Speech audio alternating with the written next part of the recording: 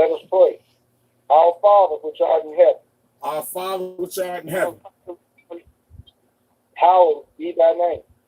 Hallowed be thy name. Thy kingdom come. Thy kingdom come. Thy will be done in earth. Thy will be done in earth. As it is in heaven. As it is in heaven. Give us this day our daily bread. Give us this day our daily bread. And forgive us our debt. And forgive us our debts. As we forgive our debtors. As we forgive our debtors.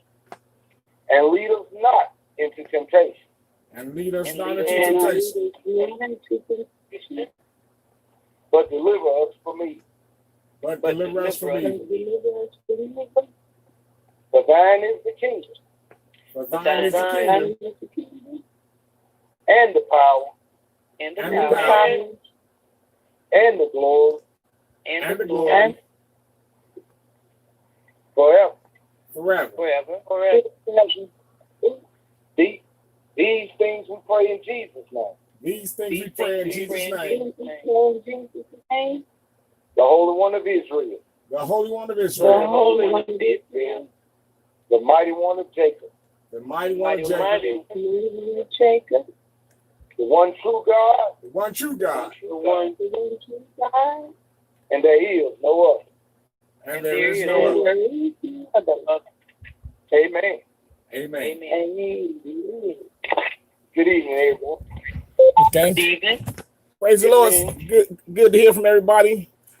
Peace in the name of Jesus on this Wednesday for Q&A, Bible Q&A.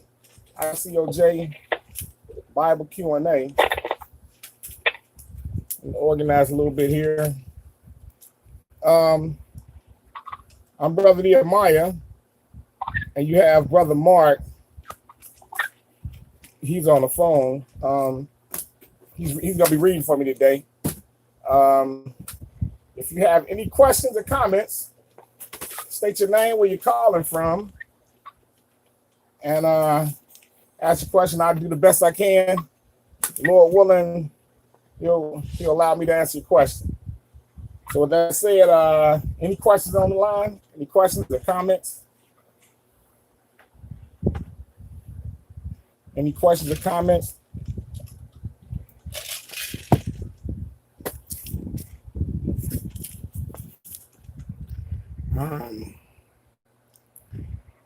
Any questions or comments?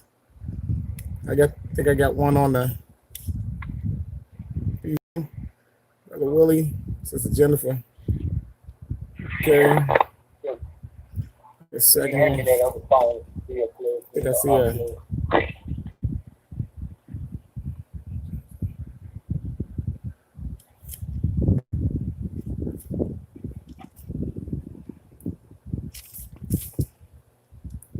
Get it together here.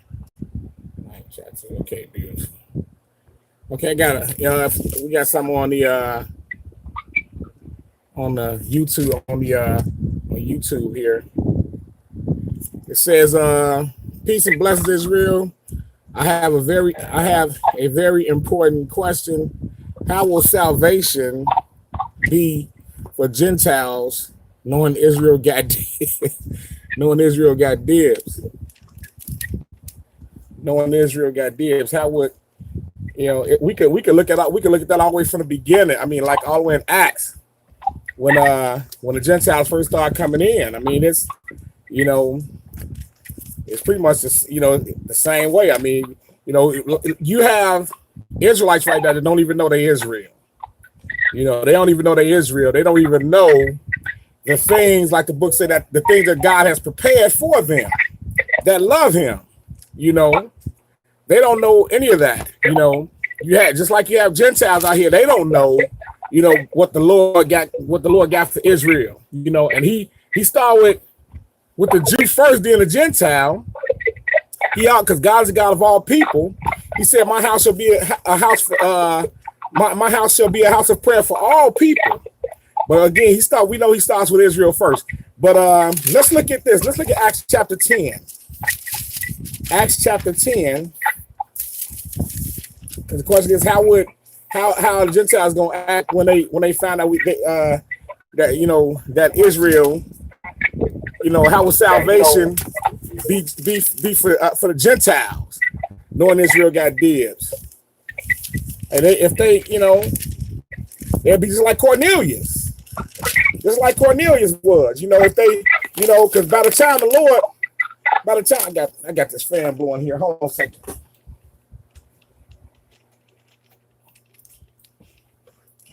By the time when the Lord tear up this earth and does what he's gonna do, they will be foolish to call themselves, one of the flex or whatever. But you're gonna have, when it's all said and done, they're gonna know the order of the day.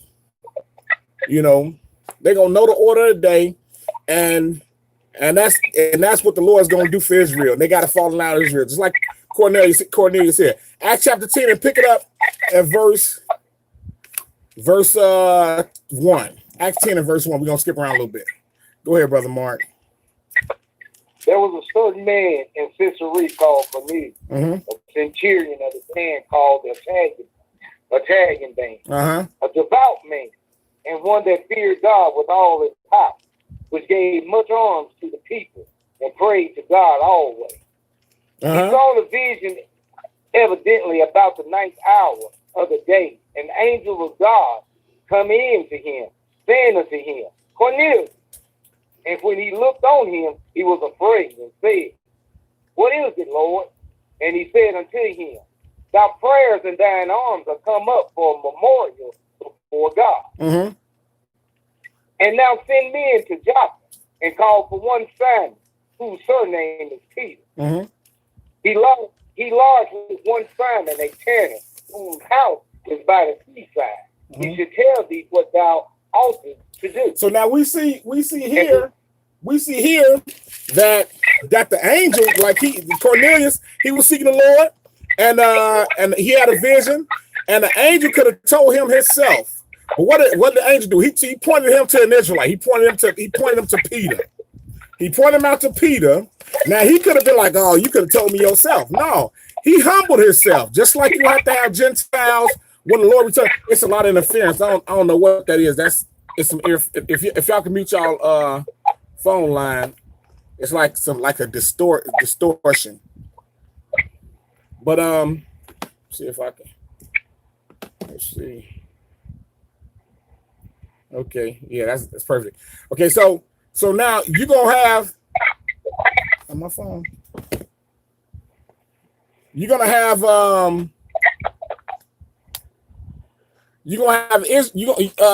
just like Cornelius could have been like, he could have got bit out of shape and asked the angel, why you ain't just tell me yourself? No, he pointed Peter in the direction. He pointed Cornelius in the direction, and Cornelius had to go and ask, Peter about the Lord. See, because the Lord don't change. Same thing he did with the Syrian, naming the Syrian. He always sent them to an Israelite. But it's up to them to humble themselves, because they're gonna have to be humble when it comes down. When the Lord come down and when he crack the sky and take over this world, he gonna do it the same way. So now he pointed Peter in a direction. He pointed Cornelius in the direction of Peter. That distorts really. Is that can y'all hear me pretty good?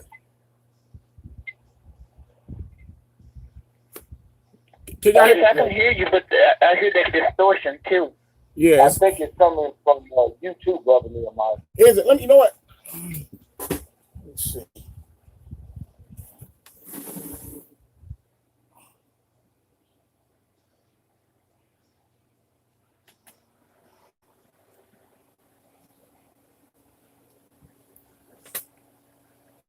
I don't know if that's, like I said, I know that's my phone.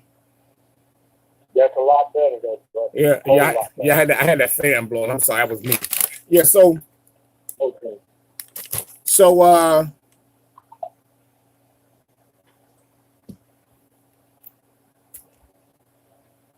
the angel of the Lord appointed Cornelius.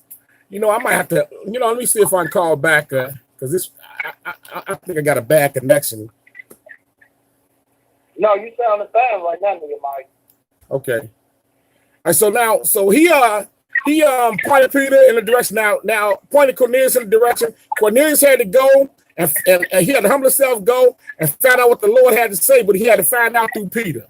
Okay. So now he's gonna go and he's gonna humble himself, right? And at the same time, while he's on his way, we know the story here. Peter, you know, he had to change his way of thinking. You know, just like the Israelites got to change their way of thinking today. Like Gentiles ain't got nothing coming. You know, the Lord is the God of all people. So while Cornelius is on his way, Peter is going to see the vision. We know the vision that he's talking about. So and the angel of the Lord is going to show Peter vision. He's going to have to tell Peter, hey, you know, this thing's for everybody. You know, but now when Cornelius get there, then he's going to talk to Peter and tell Peter what the Lord did, you know, how the Lord spoke to him and everything. So let's look at skip down a little bit. Skip down to yeah. I don't mean to cut in on you. Turn your wagon down just a little bit. And Okay. then maybe cut some of the feedback back. Yeah, because like I said, it's Just kind of turn your wagon down. Yeah, just turn it down a little bit.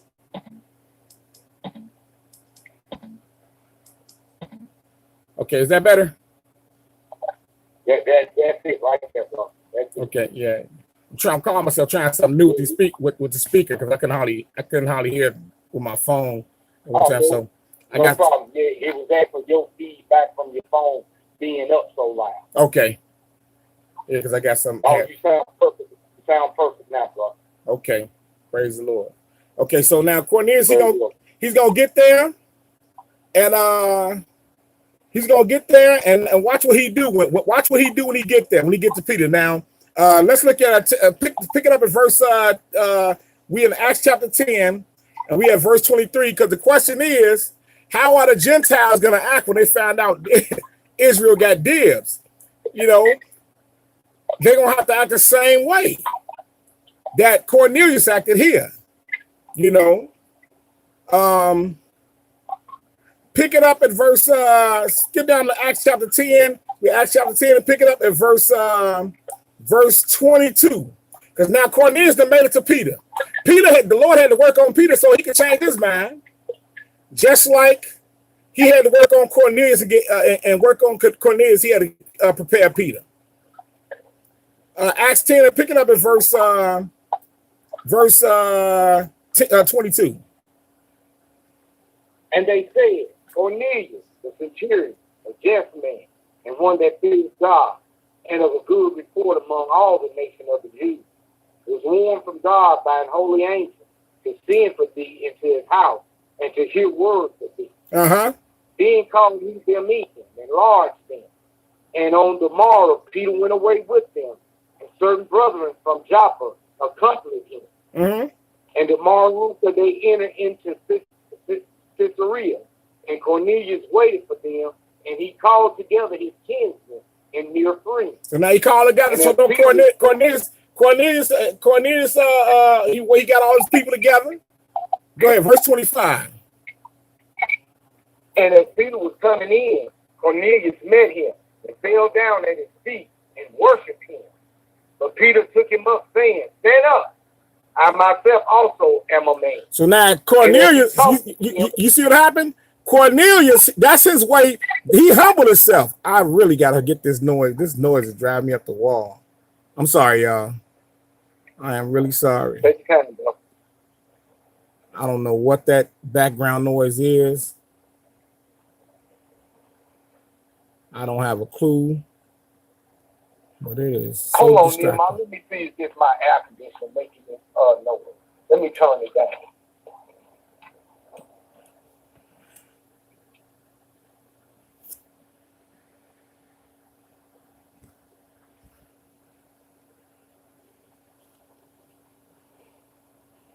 Did it go away?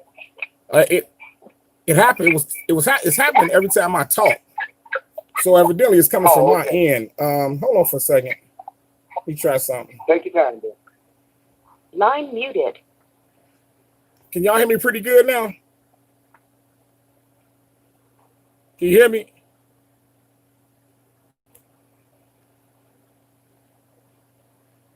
Line unmuted.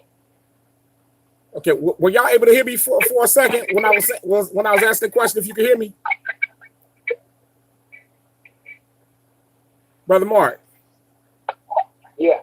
Were you able to hear me when I asked the question? Could you hear me? Yeah, I heard everything you just said. Okay, well, tell you what, because I'm gonna mute myself, and I'm gonna let you do me a favor, Brother Mark. I'm gonna talk. I need you to call in on that boss code, okay?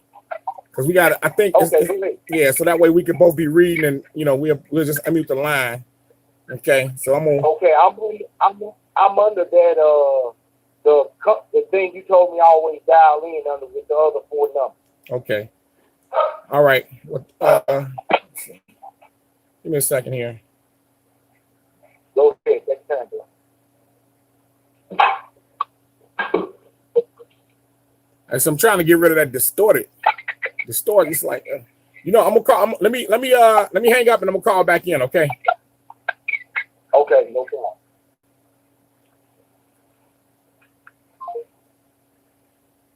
Forgive me, people.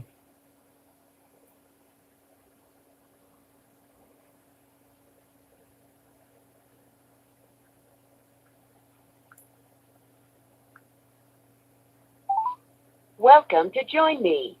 Please enter your conference ID and press the pound key.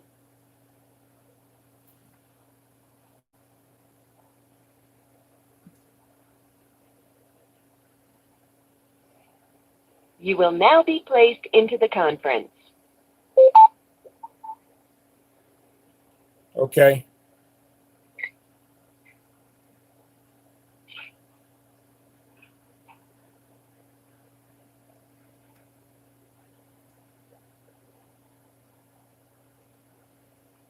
Please enter your organizer code.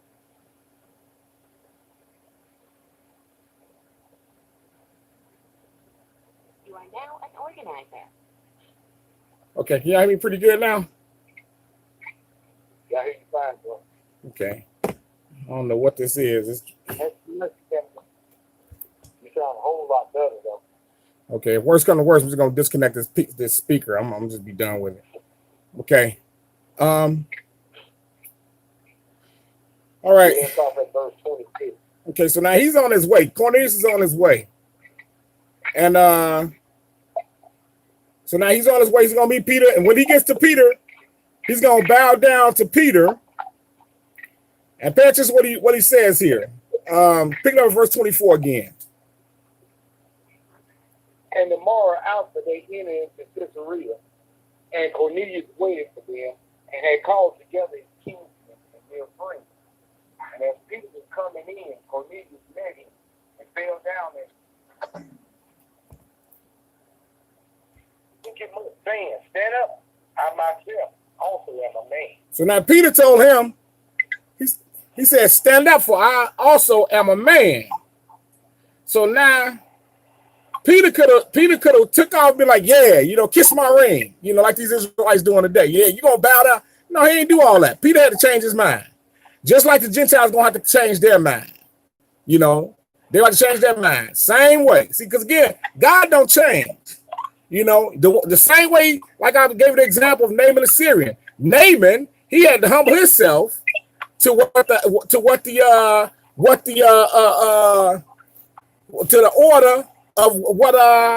what Elisha told him to do, and he had to humble himself, just like we see Cornelius here. He had to humble himself. Look at this. Let's look at Jeremiah, and even in the future, they're gonna have to humble themselves. Jeremiah chapter 16.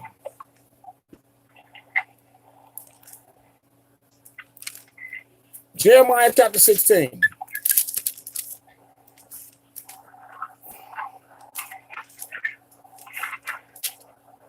Jeremiah 16,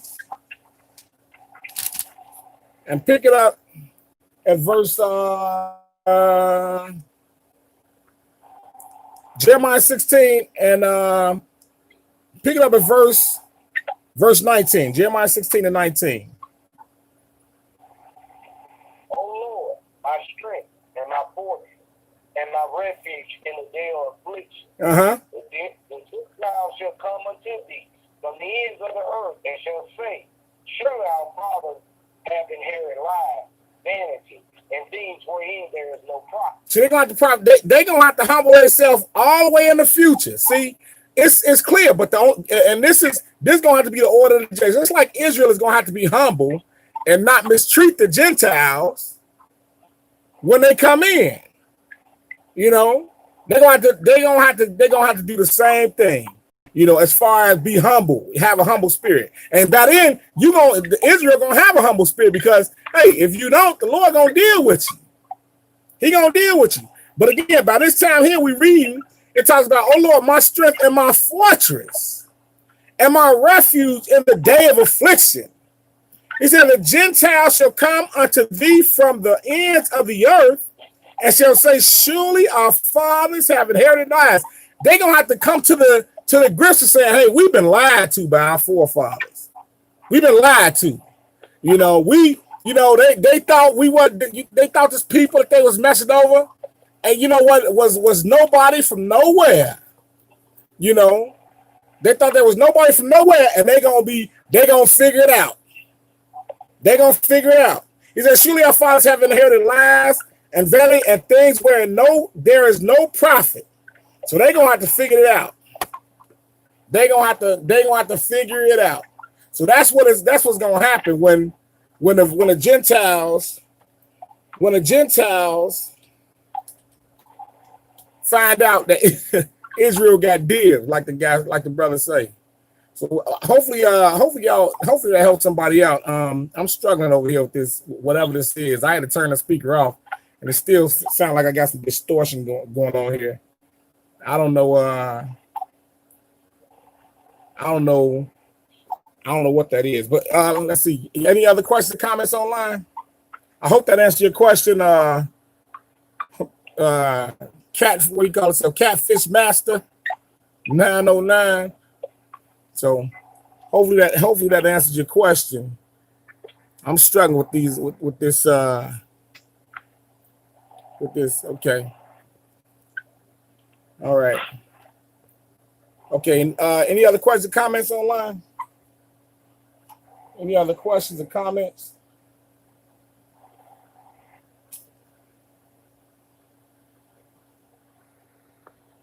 Peace, brother Terry. Okay, if there's no other questions or comments, let me know what I normally do. I try to, throw a few scriptures in. And then okay. It muted, it went away. Hopefully y'all don't still hear that, do you? You still hear that sound? Do you hear that? You don't hear that distortion, do you, Brother Mark? No, I don't. You sound much better. Okay, yeah, I got rid of that that speaker I had. Okay, let's look at something. Let's look at Deuteronomy. Deuteronomy 32 and 2. And I said, if you get a question, I'm gonna pause for comments. Deuteronomy 32. Deuteronomy 32, and this kind of lines up here with what we're dealing with today.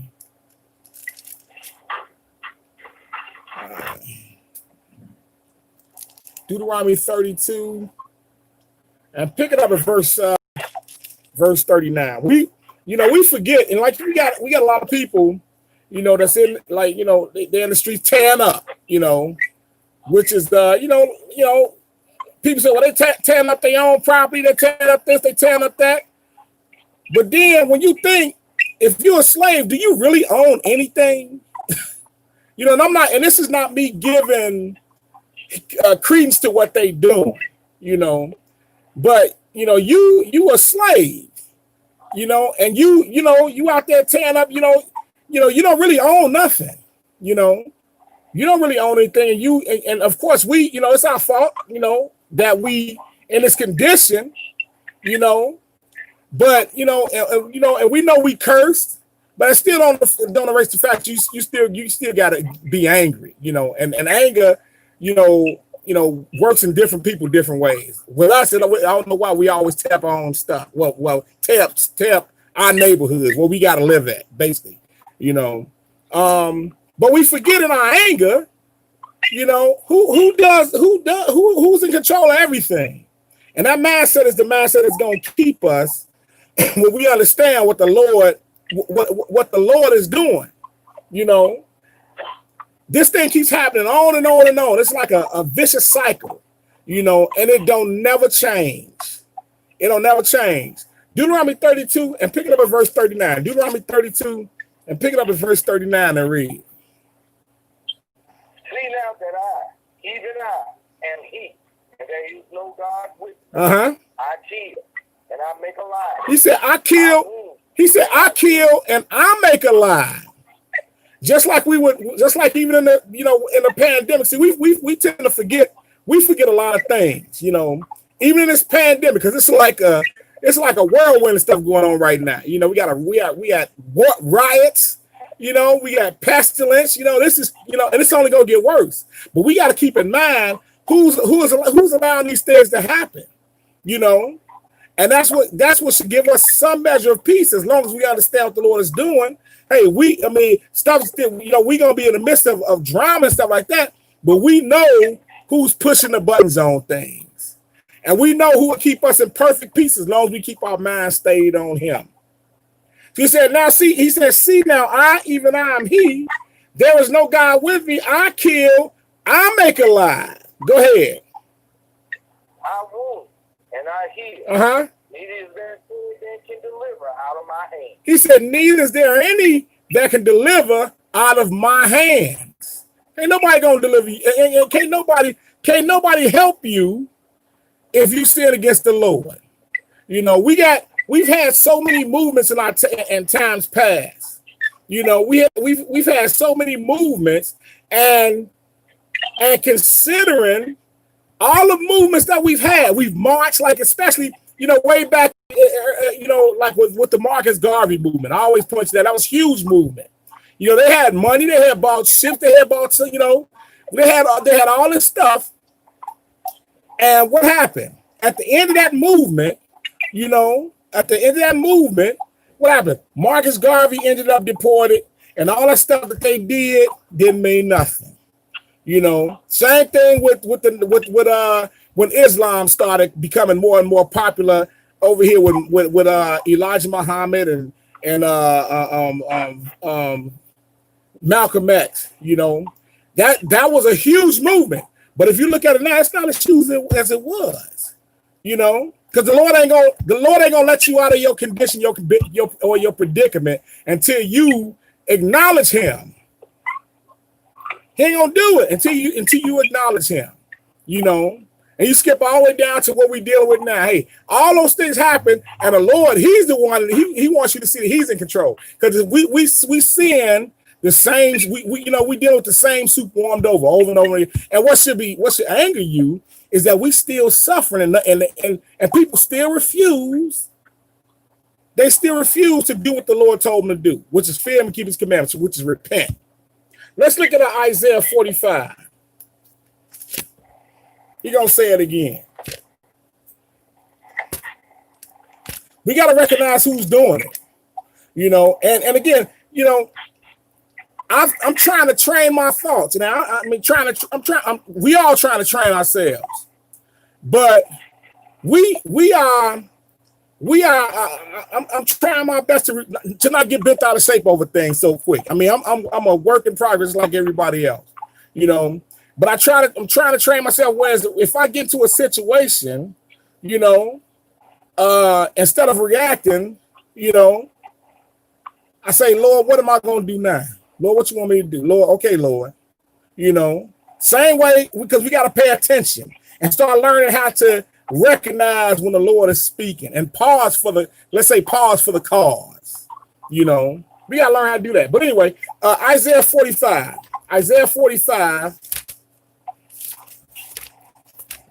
And pick it up at verse 5. Isaiah 45 and 5.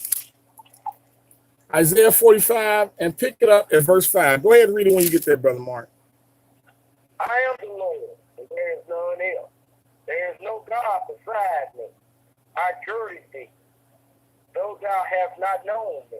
So now he said, I girded thee, I take care of you, I strengthen you, though you have not known me. Because we should have, all the stuff we've been through, we should have been done. It should have been a wrap for us a long time ago, but we still here. But it's amazing, we still here, we still suffering the same thing. It's like we the walking dead, like Isaiah 60, like Isaiah 65 talk about how we remain among the graves and lodge among the monuments. We walking dead, we are walking dead. He said, I girded thee, though thou hast not known me. Go ahead, verse 6. That they may know from the rising of the sun and from the west, that there is none beside me. I am the Lord, and there is none else. He said, I'm the Lord, and there is none else. See, when we come to the realization as a people that God is in control of everything, all the stuff we're dealing with, when we know who to seek, hey, it becomes our trouble don't become as great as we make them. They don't become as great as we make them. Our problems don't become as great as we make them. Keep reading, bro. I form the light and create darkness. He said, I make peace. You ain't marching, ain't gonna give you peace. You ain't gonna never have no peace because you ain't seeking God who gives peace. Like they had this big movement in Chicago. And that's one of the most, that's one of the most aggravating things to me is when you get these, but now they had this big thing in Chicago in a park talking about this peace march, a peace march. And who was leading it? A bunch of dogs, a bunch of greedy dogs. They was leading it. You could find them during the pandemic, but now all of a sudden they done brought these tap dancers on out. They done brought them on out so they can, quell the anger of the people through peace. And they ain't gonna find no peace. If they, even though this thing, this ain't gonna last forever, this little, all this anger and stuff like that, it's gonna go back down again. Just like it did with Laquan McDonald, it went down. They had this mark. All this stuff going, and then went back down. But then it came right back again with this, and some other things. And this stuff, still stuff going on in the background. It's the same soup warmed over. So it ain't, but so again, they marching for peace, but the Lord said, I make peace. But also, go ahead. I make peace and create evil. I, the Lord, do all these things. He said, I, the Lord, do all these things. It's the Lord that's doing all these things, and even these preachers don't even understand that. They don't have a clue. I'll talk to some preachers, and telling them about what's going on, because everybody's ears open now. Now's the time that you should be trying to show somebody something, because everybody want to know something now. Even some of these greedy dog preachers, some of them they want to know something because they need to have something to tell the people. So I've been talking to some of them, and you tell them what about Daniel, how stuff's going to only get worse, and how stuff it's like the book said, many gonna run to and fro, and now it's gonna be increased. And how people waking up, like you got all these Israelites, they coming up out the woodwork now, all over the place, just coming out all over the place, because Israel is waking up, and it's got to get worse and worse, because Israel got to preach to Israel is waking up, and the Lord's priest is coming back, and you could see it's tripped out. It's like the dry bones awakening, But again, they got a job to do. Just like the brother had asked. And the first question, what is it? What is going to? How are the Gentiles going to react when they find out that Israel, Israel got dibs? They're going to have to humble themselves. All these things are coming. It's amazing to see the Bible unfold. It's amazing. But I'm gonna pause right there for a second. Y'all got any questions or comments on the phone, on the line? I'm gonna look on this on YouTube. I see a few statements here.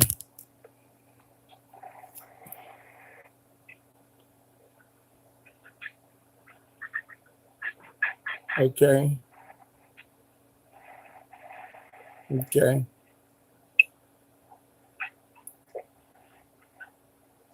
Exactly.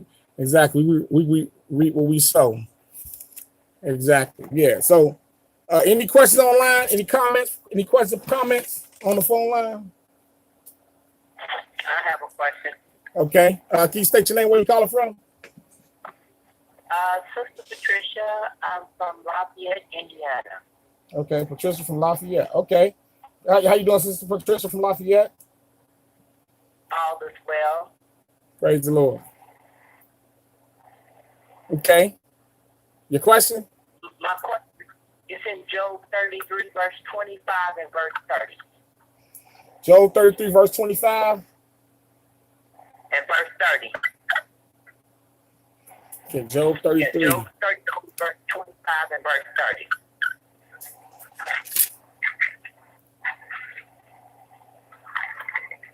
Verse 25, verse 30. Okay, Job 23, Job 33, right? Job 33? Yeah, 33. Job 33, verses 25, verse 30. Go ahead, bro. When you get there, Brother Mark. Verse 25 and verse 30. To bring back his soul from the pit, to be enlightened with the light of the living. That's Job 33?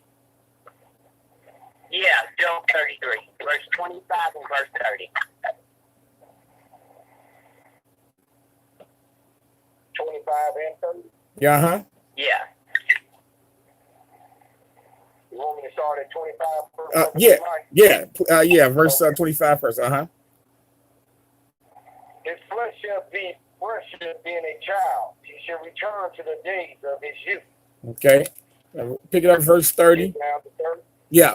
To bring back his soul from the pit, to be enlightened with the light of the living. Okay. So like we do all the time, we say when we teach the Bible, it's always good to read down, but it seemed like he's talking about like how Job ultimately had been suffering some affliction, and how the Lord's gonna look out for him in the end. But let's get a better understanding. Let's make sure that we get a better understanding. Go back to Job 33 and start at verse 1, bro. Job 33 and 1. Wherefore, Job, I pray thee, hear my speeches and hearken to all my words. Mm-hmm. Behold, I have opened my mouth, my tongue hath spoken in my mouth. Mm-hmm. My words shall be the uprightness of my heart, and my lips shall utter knowledge clearly. Okay, so now keep in mind, we seeing, Job's three friends. They talking to him. They and this is one of his three friends right here. And they asked Job to listen. Go ahead. The Spirit of God hath made me, and the breath of the Almighty hath given me life. Okay, go ahead. Thou canst comfort me. Set thy words in order before me. Stand up. Mm-hmm. Behold, I am according to thy voice, and God speak. I also am formed out of the clay. Mm-hmm. So now, my terror should not. So now what he's doing, he's telling him, and we're going to learn something on the way to learning something here. He said, the Spirit of God have made me, and the breath of the Almighty has given me life. So now, and that's, we know the Spirit comes in many forms. The Spirit, God is a spirit. And then it talks about the breath of the Almighty has given me life. That's another form of the Spirit. Skip down to verse 13 and read. Why dost thou strive against me? For he giveth not account of any of his matters. Uh-huh. For God speaketh once, yea, twice. Yet man perceiveth it so it's just like that. That's a good statement right there. Where he said, why does thou strive against me? For he giveth not account to any for his matters. See, people, that's again, we're gonna learn something on the way we can learn something. Don't nobody gotta explain. God don't have to explain nothing to nobody. They say, well, what was God in this? What was God when that happened? He don't have to give account to nobody. God. But anyway, go ahead. Verse 15, bro. In a dream, in a vision of the night, when deep sleep falleth upon men, and slumbering upon the bed, and he openeth the ears of men, and sealeth their instruction. Go ahead. And he maketh one man from his purpose, and hide pride from them. See, that's how, and people, and people ask how is, this how the Lord, this is one way the Lord speaks to people. Like you say in verse 15, in a dream, in a vision of the night, when deep sleep fall upon men and slumberings fall upon the bed, He said, then he openeth the ears of men and sealeth their instructions.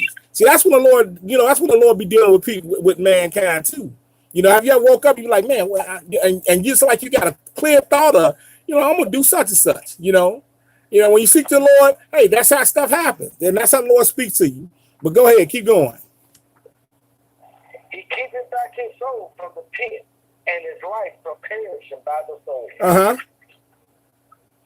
He is chastened also with pain upon his bed, and the multitude of his bones with strong pain. So now he's suffering. He talked about how he's dealing with mankind. God is dealing with mankind here.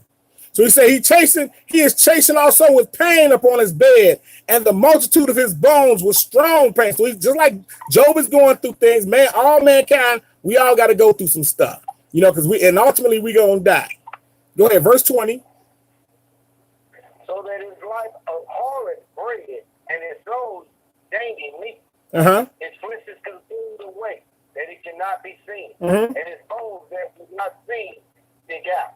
He's suffering. His soul draws near unto the grave. Go ahead. Life to the destroyer. Uh-huh. If there be a messenger with him, an interpreter, one among 1,000, to show unto him his upright. So now he said if there be a messenger with him, an interpreter, one among 1,000 to show unto man his uprightness. Go ahead. Then he is gracious unto him and saith, deliver him from going down to the pit. I have found a ransom. So now he says, so he got one that basically mediates for him. This person, he mediates for him. He said, if there's a messenger with him, an interpreter, one among 1,000 to show unto man his uprightness, then he is gracious unto him and said, deliver him from going down to the pit. I have found a ransom. Go ahead. His flesh shall be fresher than a child. He shall return to the days of his youth. Because ultimately, when it's all said and done, we all gonna die. But just like Jesus our mediator. Jesus, he looked out. Jesus looked out for us. He mediates for us. So because we all deserve death. But he mediates for us. So they say, if there be a messenger with him, an interpreter, one among 1,000 to show unto man his uprightness, then he is gracious to him and said, deliver him from going down to the pit. I have found a ransom. Go ahead. His flesh shall be fresher than a child. He shall return to the grave of his youth. See, then he go with he said his flesh shall be fresher than a child. This sound like he gonna get a new body eventually.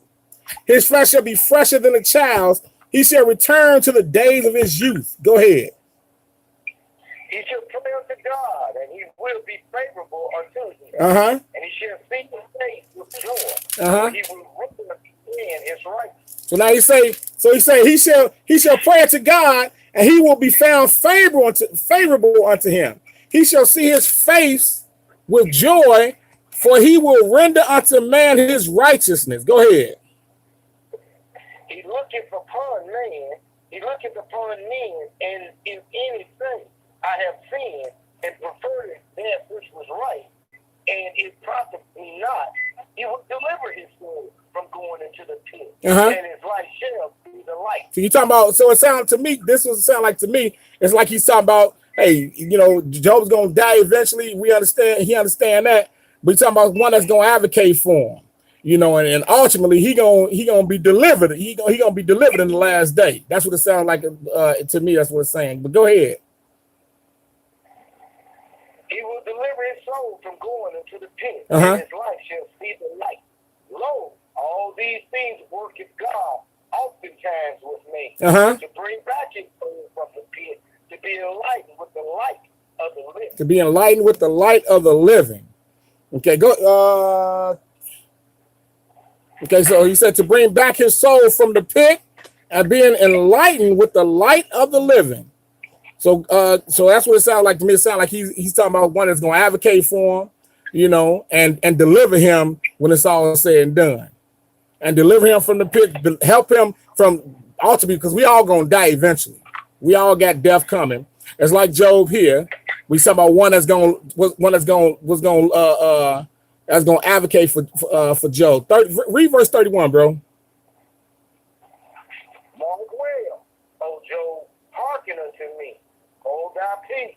I will speak. If thou hast anything to say, answer me. Speak.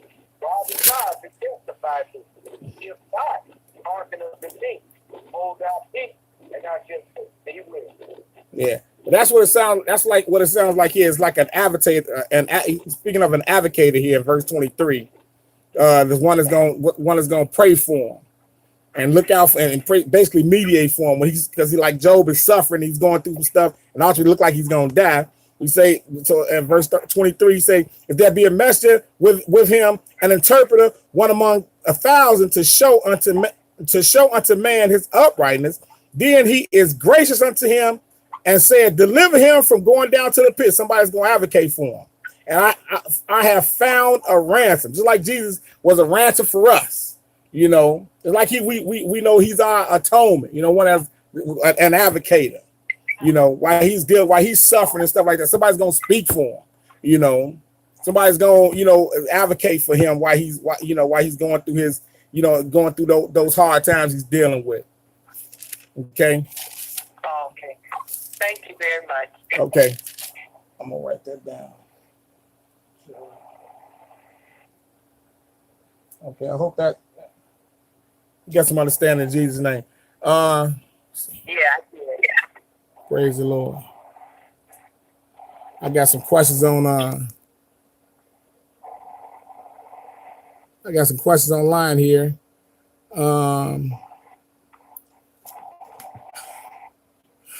Let's see.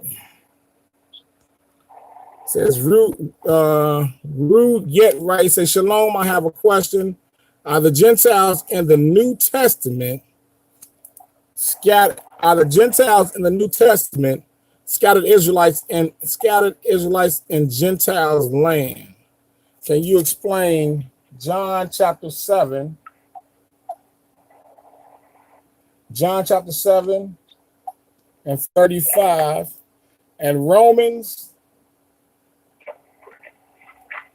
9, 24 and 24 through 26. Okay, so now the question is, are the Gentiles in the New Testament scattered Israelites in Gentiles' lands? Can you explain John chapter 7, 35? We'll start there, and then we'll go to Romans 9 and 24. John 7 and 35.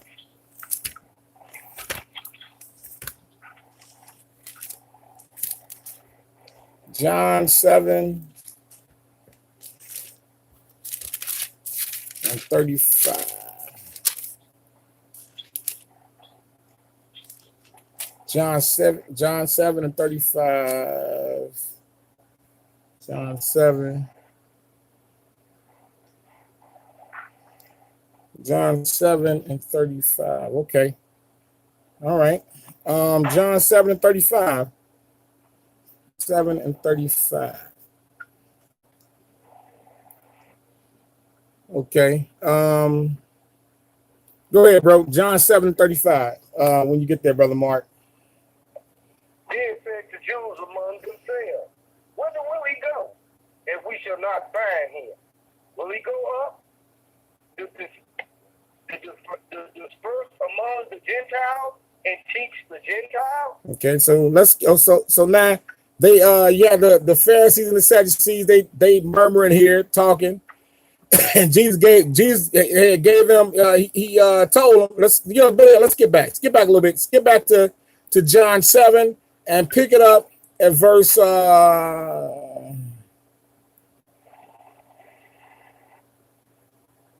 skip back, pick up verse 32. John 7 and 32. Go ahead. The Pharisees heard that the people murmured such things concerning him, and the Pharisees and the chief priests sent officers to take him. Okay, so now the Pharisees heard the people murmuring and said things concerning him, and the Pharisees and chief priests sent officers to take him, because again we know that their agenda is they jealous of him. Verse 33. Then said Jesus unto them, in a little while, and I'm with you, and then I go unto him that sent me. You shall seek me and shall not find me. And So he's saying, he said, you're going to seek me and you ain't going to be able to find what you going to seek me. He said, you shall seek me and shall not find me. And where I am, thither ye cannot come. So now we know Jesus, he's talking over their heads. They don't have a clue as to what's going on here. He's talking about going back to having to sit on the right hand with the Father. Verse 35. Then said the Jews among themselves, whither will he go, that we shall not find him? Will he go unto the dispersed among the Gentiles? So now he said, so now they said, will he go among the dispersed? I'm sorry, will he go unto the dispersed? Who are the dispersed? That's Israel.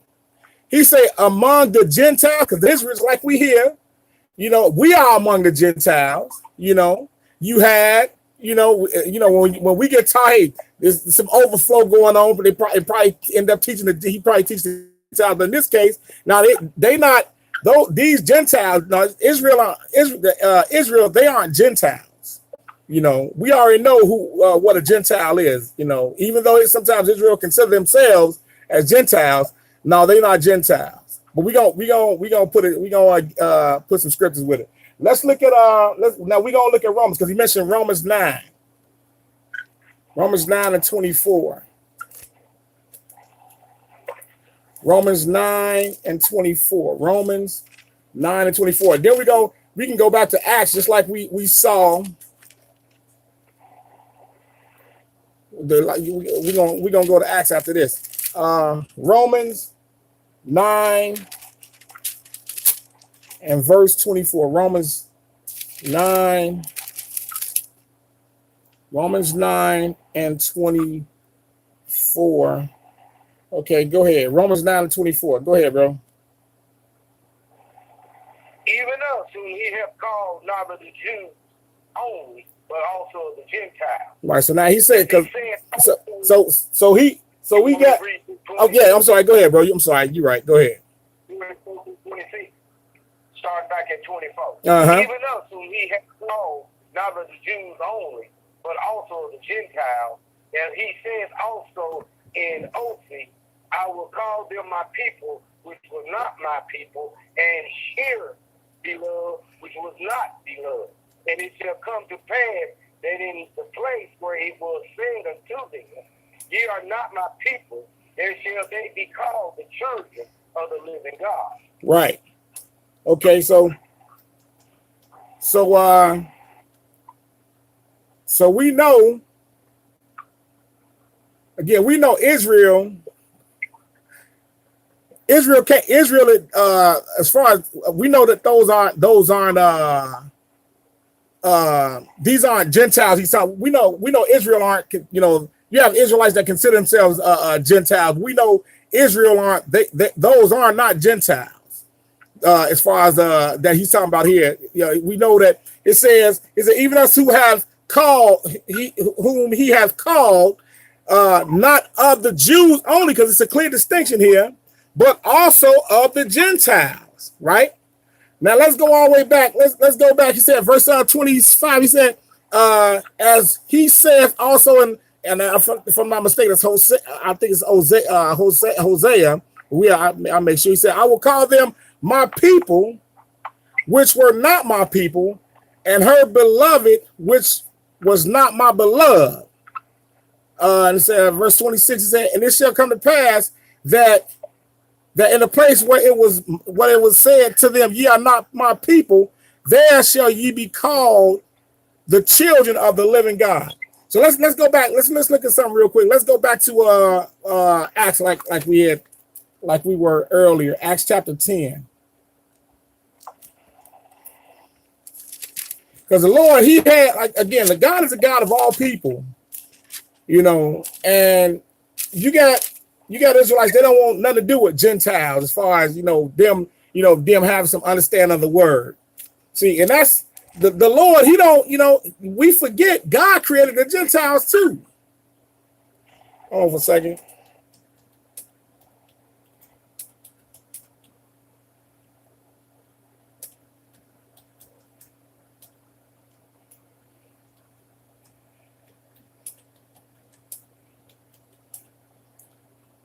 Hold on for a second. I'm sorry, y'all.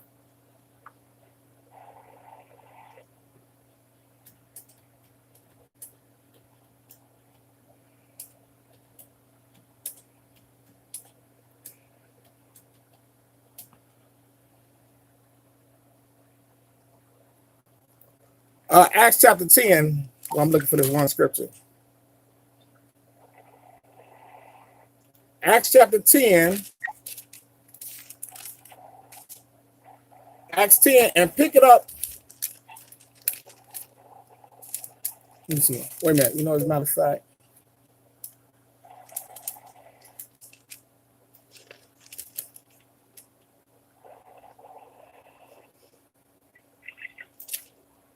Acts chapter 13. Acts chapter 13. And pick it up.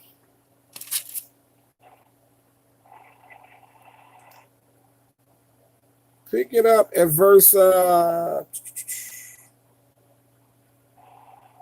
pick it up verse 14. Acts 13 and pick it up at verse 14. Acts chapter 13 and pick it up at verse 14. So they, being sent forth by the Holy Ghost, departed unto Seleucia, and from thence they sailed to Cyprus. And when they were at Salamis, they preached the word of God in the synagogue of the Jews, and they had also John to their ministry. So now they going along, and they preaching right now. They going all over preaching. Paul and them here, Peter and them. Everybody's preaching right now because the Lord gave them a spirit. Now they on their way. They waking up Israel in a process. They preaching. Go ahead. And when they had gone through the isles unto Paphos, they found a certain sorcerer, a false prophet, a Jew, whose name was Bar-Jesus. Go ahead. Which was with the deputy of the country, Sergius Paulus, a prudent man who called for Barnabas and Saul and desired to hear the word of God. But Elymas, the sorcerer, for so is his name by interpretation, withstood them, seeking to turn away the deputy from the faith. Skip down to verse. Paul, Keep reading, bro. filled with the Holy Ghost, set his eyes on him, and said, O full of all subtlety and all mischief, thou child of the devil, thou enemy of all righteousness, wilt thou not cease to pervert the right ways of the Lord? Mm-hmm. So now he's getting ready to deal with this guy. Well, skip down to verse 4, verse 13. And after the reading of the law and the prophets, the rules of the synagogue sent unto them, saying, Ye men and brethren, if ye have any word or exhortation for the people, say on. Then Paul stood up and beckoned with his hand, saying, Men of Israel, and ye that fear God, give on. The God of this people of Israel chose our fathers and exalted the people when they dwelt as strangers in the land of Egypt, and with an high arm keep them out of it. Go ahead. And about the time of 40 years suffered he their manners in the wilderness, and when he had destroyed 7 nations in the land of Canaan, he divided their land to them by lot. Okay, so now he's teaching. So now he's teaching some Israelites here, and so again he is traveling all over the place, and he's giving a little history here. Go ahead. And after that, he gave it to them judges the space of 450 years until Samuel the prophet. And afterwards, he desired a king, and God gave it to them Saul, the son of Cis, a man of the tribe of Benjamin, by the space of 40 years. Okay, now skip down to verse 36. But David, after he had served his own generation by the will of God, fell on sleep and was laid unto his fathers and saw corruption. But he, whom God raised again, saw no corruption. Right. But it known unto you, therefore, men and brethren, that through this man is preaching to you the forgiveness of sin. Go ahead. And by him all that believe are justified from all things, from which ye could not be justified by the law of Moses. So again, he's preaching Jesus. He's preaching Jesus to him. Verse 44. Beware therefore, lest they come upon you, which is spoken of in the prophet. Is that verse 44, bro? 44, I'm sorry. And the next Sabbath they came almost the whole city together to hear the word of God. So now you got the whole city coming, because Paul is preaching, you got the whole city coming out. You got the whole city coming out, and they preaching, right? So like we know, again, you got Israelites among the Gentiles, but the Israelites are not the Gentiles. Go ahead, it's a clear distinction. Go ahead. But when the Jews saw the multitude, they were filled with envy and spake against those things which were spoken by Paul, contradicting and blaspheming. Like they always do. Then Paul and Barnabas waxed bold and said, it was necessary that the word of God to first have been spoken to you. Because it's the Jews first. Because it's the Jews first. Because again, he gotta teach to Israel first. That's like Jesus said. He said, "Don't go to nobody else except the lost sheep of the house of Israel." So that's what he said. He said, "Go there first." You know, because it's necessary that Israel hear it first. That's the order. Go ahead. But then he put it from you and judge yourselves unworthy of everlasting life. Lo, we turn to the Gentiles. So now he said, "Lo, we turn to the Gentiles now," because Israel, we scattered all over the world. So now we know he's not talking about like Israel, Israel being Gentiles. No, you got Israelites we scattered all over the world. You got Israelites scattered even among the Hamites. You got Israelites scattered, among the Gentiles. We all over the world. We are all over the world. Go ahead. But so hath the Lord commanded us, saying, I have set thee to be a light of the Gentiles, that thou shouldest be for salvation unto the ends of the earth. Right, go ahead. And when the Gentiles heard this, they were glad and glorified the word of the Lord. And as many as were ordained to eternal life. He said, so now they heard it. So he was preaching, and while Paul is preaching, they ear hustling. The Gentiles is. They ear hustling, they hear, they like, oh, and then they want to hear some. Because again, God's a God of all people. He just started with Israel first. Let's look at Hosea now.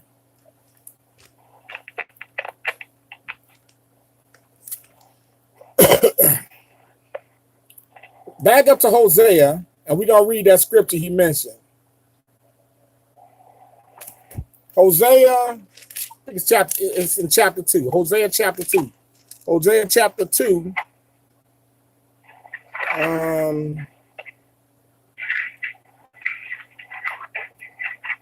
Hosea chapter 2. And keep your hands in Romans 9 too. Keep your hands in Romans 9. Romans 9.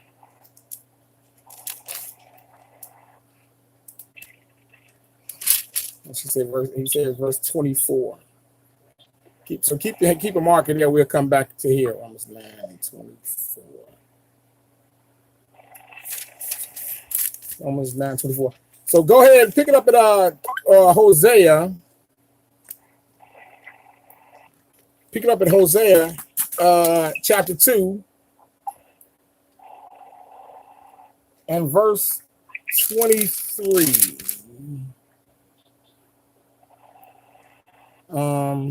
This is what he quoted in Romans 9. Hosea 9, I'm sorry, Hosea 2, and pick it up verse 14. Hosea 2 and verse 14. Go ahead. Therefore, behold, I will allure her and bring her into the wilderness and speak comfortable unto her. So who is he talking about here? He's talking about Israel here. He said, I will allure her and bring her into the wilderness and speak comfortably to her. When you read in Ezekiel chapter 20, that's what he's talking. He speaks about that too. Right? He's gonna cause Israel to pass under the rod. And he's gonna. He said, therefore, I will allure her and bring her into the wilderness and speak comfortably to her, like he talked about in Revelation as well. You know, when a woman gonna run to the wilderness, you know. Verse 15. And I will give her vineyard from thence, and the valley of Icoj for a door of hope. And she shall sing there, as in the days of her youth. Go ahead. And as in the days when she came up out of the land of Egypt. So who's he talking to here? Again, he's talking about Israel here. He's talking about Israel. Verse 16. And it shall be at that day, saith the Lord, that thou shalt call me Icoj, and shall call me no more Beli. But he ain't gonna be called by no false god no more. Icoj means husband. He said, "That shall call me Icoj." You gonna call the name of your Lord. You know, you ain't gonna call by name no false god. Thou shall call me Icoj. That shall call me Beli. Go ahead. For I will take away the names of Baalim out of her mouth, and they shall no more be remembered by their name. And you know, and that's what's got to happen. Even it's gonna happen in the future, and that's gonna have to happen to all of us. And people talk about the name, you know, Yeshua, this, that, and other. Guess what? The Lord gonna have to get all Israel back into the. He gonna have to take Israel into the wilderness. He gonna clean it up just like he did in the old time. It's like the days of our father. He's gonna clean it up, and we're gonna be taught again. Lord willing, we all gonna be taught again. All of Israel gonna be taught again. You know, if you hopefully, you know, you have some understanding enough to get so that you get you a new body. But again, by that time, but you're gonna have to be retaught again. All these different names, everybody got a name. Everybody got a name for the Lord. Hey, bottom line is you're gonna be taught when it's all said and done. You just hope you live to get to that point. You just hope that you ain't crossed the line where you don't become part of these people, and you will end up waking up after 1,000 years is over. You know, you don't want to be that. So now he's gonna lure her to wilderness, during 1,000 years of peace. He's gonna speak kindly to her, and all these things he's gonna show her, right? He's gonna show her, and then he's gonna clean up. And he said, and it shall be at that day, saith the Lord, thou shalt no more call me Icoj. Thou shalt call me Icoj. Thou shalt call me no more Beli, for I will take away the names of Baalim out of her mouth, all the false gods. He said, they shall no more and they shall no more be remembered by their name. Go ahead.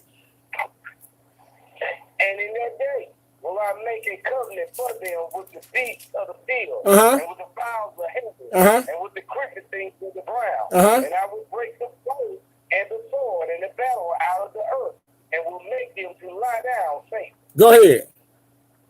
And I will betroth thee unto me forever. Yea, I will betroth thee unto me in righteousness, and in judgment, and in love kindness, and in mercy. I will even betroth thee unto me in faithfulness, and thou shalt know the Lord. Because he's going to clean her up. He's going to clean his wife up.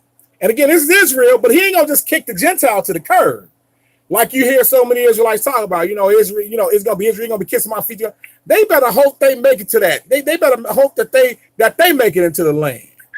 Because the book even talks, Jesus even said they're going to come out from all over the place, but then the children of the kingdom going to be cast out of darkness. Because again, God's God of all people. We all his creation.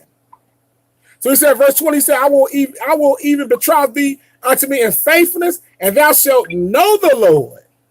Verse 21, bro. And it shall come to pass in that day, I will hear, saith the Lord. I will hear the heaven, and they shall hear the earth. And the earth shall hear the corn, and the wine, and the oil, and they shall hear Jezreel. And I will show her unto me in the earth. Go ahead. And I will have mercy upon her that had not. And we need some mercy. And we need some mercy right now. Because we getting our heads whooped. He said, I will show her unto me in the earth, and I will have mercy upon her that had not obtained mercy. Go ahead. Well, not my people. Thou art my people. And they shall say, thou art my God. And thou shalt say, thou art my God. Because we ain't, because right now we don't even know we are people, right? We all upside down. We don't know who we are right now. We don't know who we are. We don't have a clue. We don't have a clue.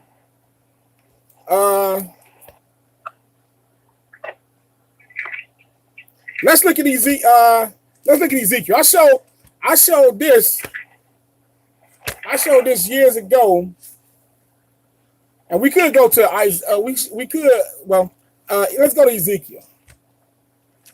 Years ago, I was in Philadelphia at the class in Philly, you know, and there's a sister. I had just finished doing a lesson, and there was a sister that came there, you know, and I had I did a lesson on Israel, and she said, oh, that was a nice lesson you did, you know, compliment the lesson, and she you know, she had a problem. She said, well, who are these? She said, who is that over there? We had a Gentile in the class during that time, you know, and she was like, you know, who is that? And I was like, well, you talking about the sister over there? She's like, yeah, who is that? You know, what's she doing here? What she asked, you know, and I'm like, well, God is a God of all people, you know. And she was like, you know, and I showed her this right here. Ezekiel 47, and pick it up at verse 21. Now, this is when Israel get into the land. Israel get into when the Lord divided up the land, you know, and by this time the Lord is back on his earth. When we getting ready to read here, Isaiah 47, pick it up at verse 21 and read. So shall ye divide this land until you accord to the tribes of Israel. Go ahead. And it shall come to pass, and ye shall divide it by lot for an inheritance unto you, and to the strangers who sojourn among you, we shall beget children among you. So now, when he say strangers, he ain't talking about Israel here. He talking about strangers. You know, those that, you know, because again, you'll have strangers dwell among Israel. When they take the land, because again, it's all about humbling themselves to be a part of what the Lord for Israel. They got to humble themselves. So now he said, so the Lord divided the land. He says, so shall ye divide this land unto you according to the tribes of Israel, and it shall come to pass that ye shall divide it by lot for an inheritance unto you, because Israel getting an inheritance now. He said, and to the strangers that sojourn among you, which shall beget children among you. So you can still have children being born here and among strangers here. Because again, you got a clear distinction. You got Israel, you got strangers here. Go ahead. And they shall be unto you as born in the country among the children of Israel. They shall have inheritance with you among the tribes of Israel. Verse 23. And it shall come to pass that in what tribe the stranger sojourning, then shall ye give him his inheritance, saith the Lord God. Now, do you know, when I had this sister read this, you know what she said? She said, I don't believe that. And walked away. And walked away. She read it for herself. See, that's how stiff-necked we are. And walked away. She gonna give her inheritance to the very Gentile. Give her inheritance to the very Gentile that she was so, you know, hateful of. See, but see, we got this mindset that God is just for us and nobody else. God said the Jew first, then the Gentile. He gave us a clear example of that in Acts chapter 10 with Cornelius. You know, I mean, working on both parts. Again, God don't change. He don't change. But see, it's up to us. We mess around. We trying to keep everybody else out, and we get ourselves kicked out. She read this, and she was done. You know, and we got to change our way of thinking. And again, we notice when the Lord is on his earth, because at the end of this chapter, well, we guys gonna read it since we're here. Go all the way to the end, Ezekiel 48, because he divvied up the land, right? He put the gates, so he got the gates set up with Israel on it. Read verse 35, the last verse in this chapter, because this is the future here. You can go ahead when you get there. It was round about 18,000 men. And the name of the city from that day shall be, the Lord is there. The Lord is there. See, this way in the future. She read this and walked away. I don't know about that. That's a shame. That's a shame. That's the word of God. Yeah, so, because you get so caught up on hate, you don't know which way to go. But anyway, let's see. Well, I hope I answered. I hope I know I took you to a few places. Yet right, rude yet right. He said, no disrespect, y'all. It sound like you're beating around the bush, but we learned something on the way to learning something. That's the whole point. Let's look. Hopefully I answered your question, brother, rude yet right. Pretty direct. Brother Nehemiah. Yes. Brother Nehemiah. Yes. You had a portion at 7:12 p.m. I'm sorry. You said what? You had a portion at 7:12 p.m. 7. saying, what makes a couple married before God? The certificate, the wedding ceremony, the agreement, what exactly makes the marriage at 7:12 p.m. 7:12 p.m. Yeah. 7:12 p.m. That's way back there. Let me see. 7:12.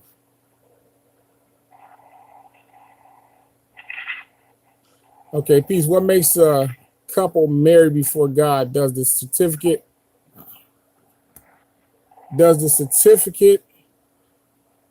the wedding ceremony, the agreement exactly makes it married?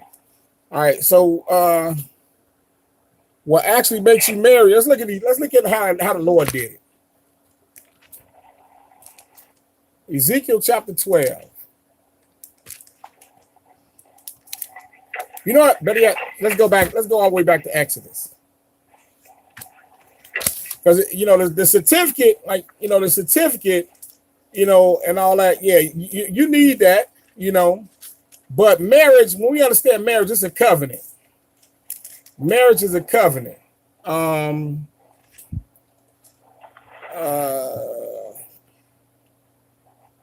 Let's see. Wait a second.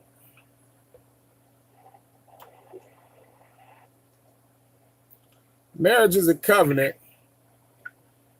We gonna hold your hand. I'm gonna go to Exodus, but we gotta go to Hebrews. We're gonna look at Hebrews first, and then we're gonna go to Exodus. See if I can find the scripture in Hebrews first.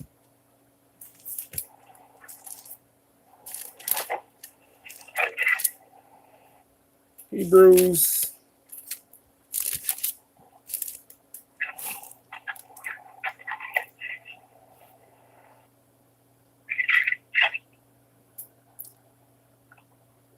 Hebrews, and then we're going to go to Exodus. Hebrews chapter 11. Hebrews 11. Hebrews 11, and pick it up at verse 19. Hebrews 11 and verse 19. Go ahead when you get there.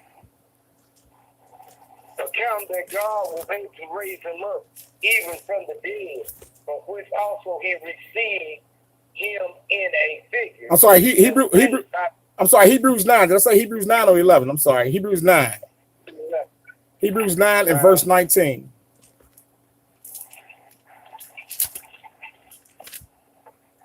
For when Moses had spoken every precept to all the people according to the law, he took the blood of calves and of goats with water and scarlet wool and hyssop and sprinkled both the book and all the people. Saying, this is the blood of the testament which God hath enjoined unto you. Okay, so now we see here, he said, when Moses has spoken every precept to all the people according to the law, he took the blood of cows and of goats and with water and scarlet wool and hyssop and sprinkled both the book and all the people, saying, this is the blood of the testament which hath enjoined you. The Lord considers Israel his wife. Okay, well, let's go all the way back to Exodus now. Let's look at Exodus 24. Exodus 24,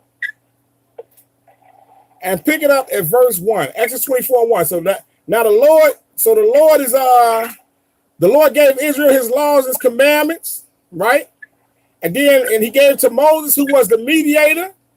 And Moses is going to take the message to his people. Exodus 24, pick it up at verse 1 and read.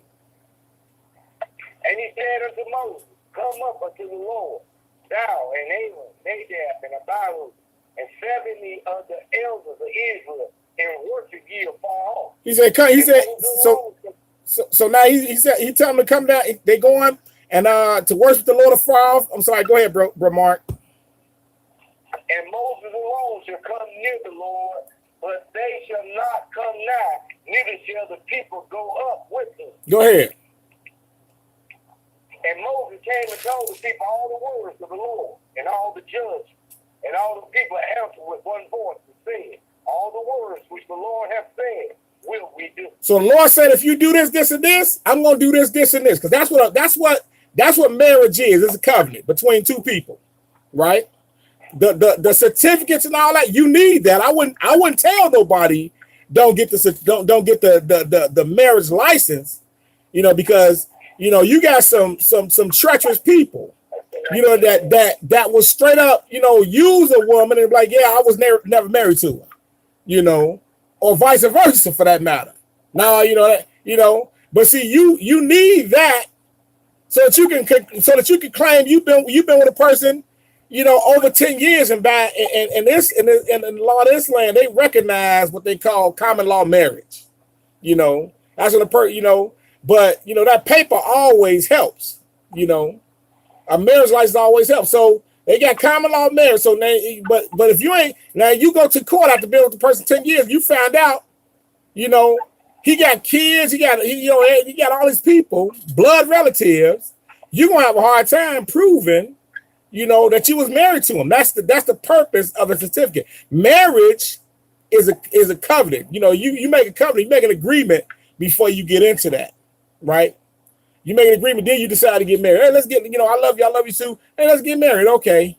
So it's the same concept here. What we read here, he said, the Lord told Moses what he would do. Now Moses gonna go to tell the people what they gonna do, what they need to do. Verse 4. And Moses wrote all the words of the Lord, and rose up early in the morning, and built an altar under the hill, and 12 pillars, according to the 12 tribes of Israel. Go ahead. And he said, young men of the children of Israel, which offer burnt offerings and sacrifices, peace offerings of oxen unto the Lord. So now this is what we just read. What we getting ready to read is just another term. Hebrews had put it in the words we say, this is the blood of covenant that has enjoined you.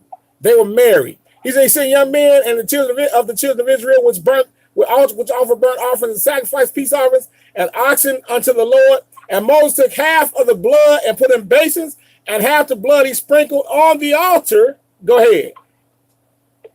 And he took the book of the covenant and read in the audience of the people, and they said, all the Lord hath said, will we do? So he said, so now the Lord said, I'm gonna do this. The people said, I'm gonna do this, and he said, and he took the book of the covenant and read in the audience. It's like a marriage ceremony, right? And they said, all that the Lord has said, will we do and be obedient? And this sealed the covenant. Verse 8.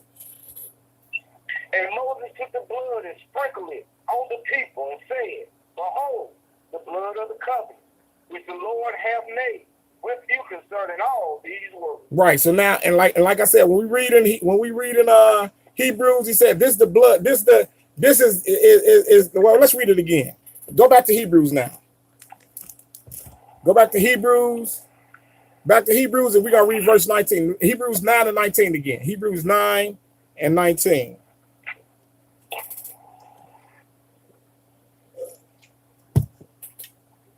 Go ahead when you get there. But when Moses had spoken every precept to all the people, according to the law, he took the blood of calves and of goats with water and scarlet wood and hyssop and sprinkle both the book and all the people, saying, this is the blood of the testament which God hath enjoined unto you. So he says, saying, this is the blood of the testament which hath enjoined you. So now that's what made them married. Because again, that's all marriage is a covenant between two people, just like the example that we just read. Now the paperwork and the laws of this land, you need that paperwork to prove that you were married to that particular person. You need that, because like I said, considering that how people are now, they treacherous. They tell you I wasn't never married to her. Or the mother come in, she never liked the wife, and like I want it all. He had money or whatever, he had insurance. She say she wanted it all, but the guy, he probably left like the spouse probably left like 5 kids in the thing. 5 kids. The man probably left 5 kids. And the sister is struggling. And she don't.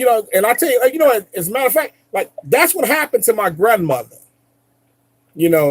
My grandmother, though she was married to my grandfather, he worked at the steel mill for years, and he had a pension, and she had to fight to get his pension. She had to fight to get that. And he had 7 kids. See the same concept. See, so yeah, you need if you go, marriage is a covenant, but yeah, get that paper. Get that paper, because you need that.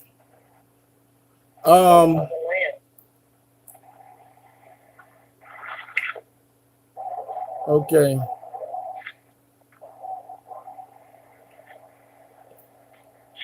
Let me see. Let me look at.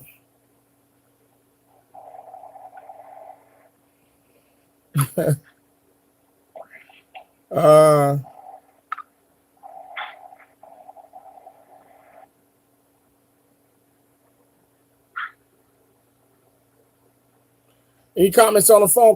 Comments on the phone? I have a comment. Okay, go ahead. This is Sister Michelle in LA. I just want to verify something I saw today. And I had flipped on the television and about us being, we Hebrew Israelites, but God loves the stranger too. He says, I'm the God of all creation, the stranger and Israel. Israel comes first, and then the Gentiles. And my mind, I was watching on one of the channels, and they did an aerial shot of all these people who are marching in regards to that Black Lives Matter, and it wasn't all black people. They were it looks like a rainbow of God's creation, and that hit me and to send me a very, very strong message from the Lord saying, I am the God of all people. I'm God. Okay. And that confirmed what you said about that woman who said, well, I can't believe it. Well, then you don't believe in God. You don't believe in his word. If he said it, he'll manifest it. And I just happened, and that thought hit my mind so strong. So when you said it this evening, about this woman and how God is the God of all of us, and those people were putting their lives on they didn't care. They said, you don't have a mask on, you're going to get coronavirus. And you know what they said? They said, I'd rather die of coronavirus than to see my brothers, black people, black men being killed in the street. I almost, shut me down. It touched me so that God, this is a God thing. God controls everything on this planet. And if those people are out in the street, he's sending a message to Israel that we need to get up, step up to the plate, and we can go out there and witness, because it happened to me when I went to the bank today at Chase Bank, because I have witnessed to the manager of Chase Bank. And when I walked in, you know what she said? She said, you were right. I see it. Because I gave her some information. I gave her were all about, gospel, everything. And when I walked in the bank, went up to her, and she should have been in her office. She was waiting to tell me that. And I said, now do you see what I was trying to tell you? And I had no lip service from her. Right. I just want to confirm what you said about we need to get our acts together. That's what it is. Right. God is sending us strong position. Get it together and going out there and get my children, all of them. Praise the Lord. Yeah. Whoa. I have to share that with you. It hit me so hard, I almost burst into tears. I said, Lord, have mercy. Praise the Lord. Us. Help Israel to get his word out there to everybody. Right. Okay. Well, praise the Lord, sister. I'm looking at these questions. I had to go back. I didn't realize there were so many questions here. I had to go back some. Some of the questions are pretty much lined up with the same. I think I answered some of the questions in total. It took me a minute. Let's see. But is there any questions any other questions or comments on the phone?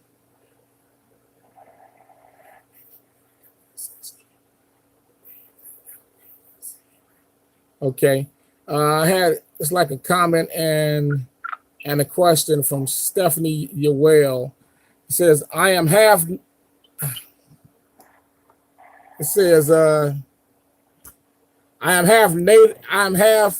Native American ancestry, and I believe that Yahweh is Hebrew, which is black. Then it says, goodness.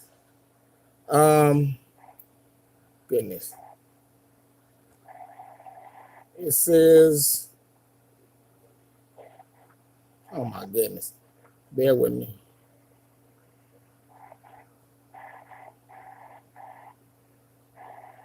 Okay, it says, I'm half Native American and white. Am I still part of the Hebrew people? Okay. So when you say Hebrew, I'm assuming that you mean like as far as Israel go. Let's go back to Genesis.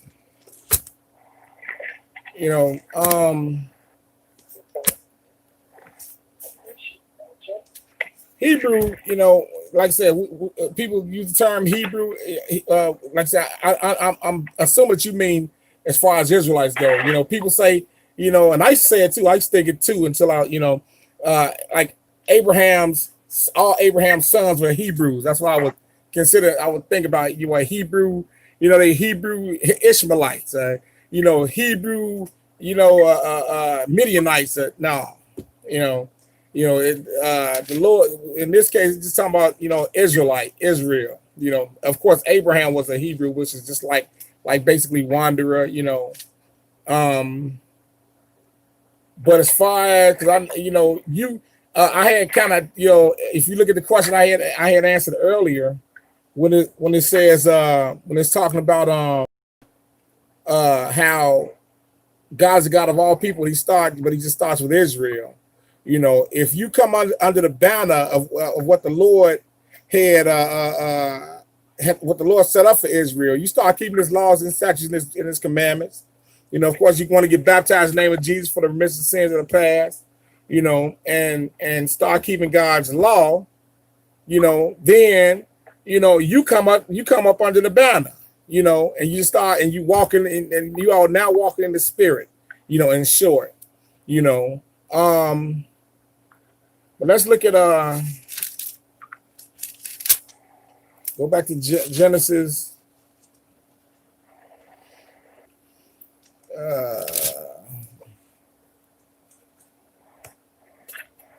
Genesis chapter, you find it. Wait a second.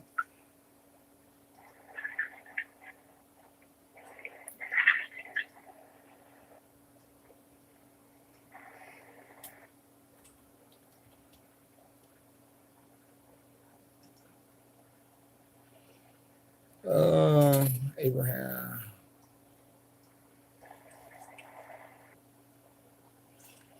Genesis 14.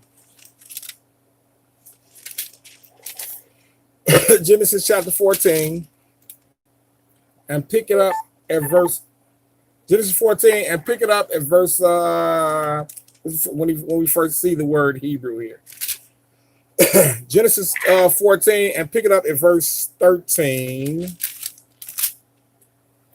Genesis 14, we'll read down into it. This is when they took Lot. Start at verse 12.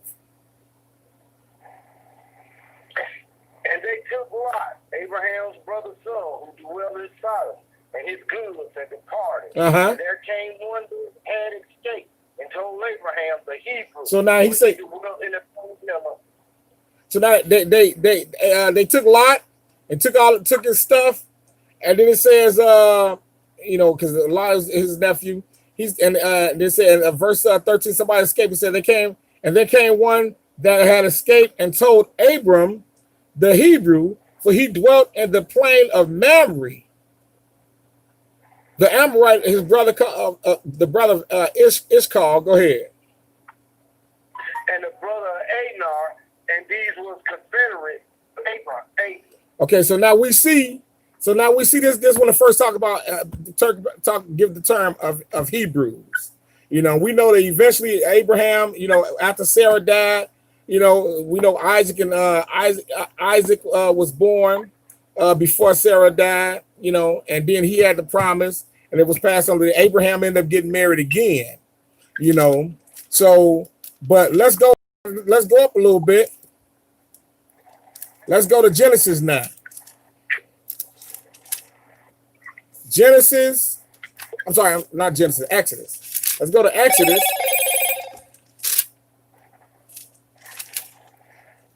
As a matter of fact, before we go to Exodus, let's stay in Genesis a minute. Genesis, let's see, 39. We talking about the Israelites here. Genesis 39. And if we read the makeup, we find out, as far as the makeup of like the Semitic tribes and all that, those you had people that like the Indians are not. You have Israelites that are mingled all over the world. We all over the world. In every place. It was some Israelites, even because you mentioned Indians. The Indians, they own slaves. 9 times out of 10, those slaves they own, they were Israelites. Okay, those slaves were Israelites. So, it would be. I couldn't say that that those very Indians, were Israelites. I don't know if they, you had some Israelites among the Indians, but to say like you have some people that say all Indians are Israelites.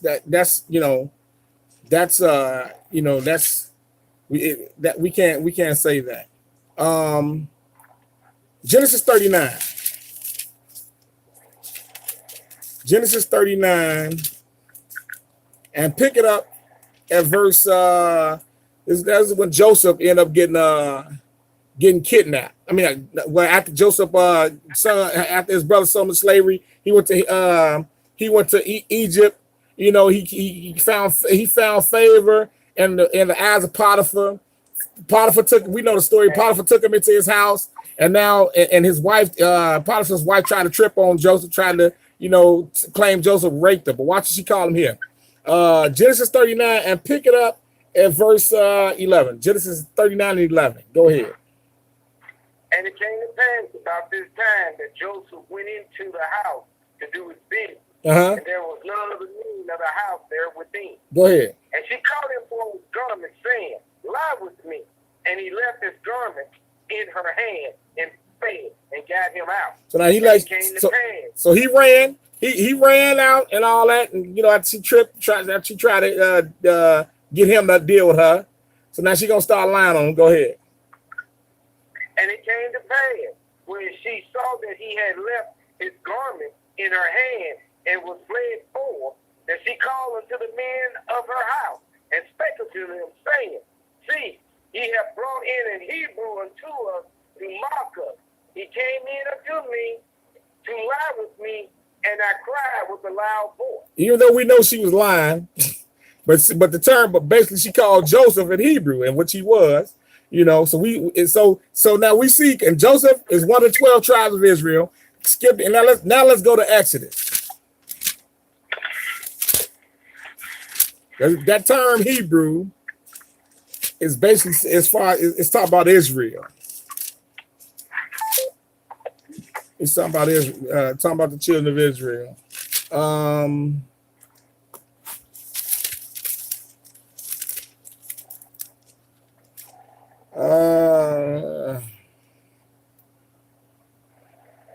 Exodus.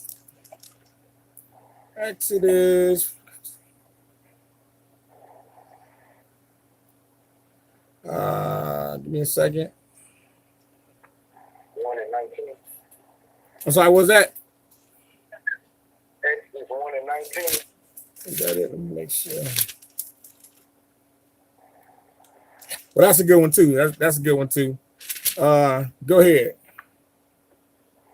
Where you want me to start? Pick it up in verse.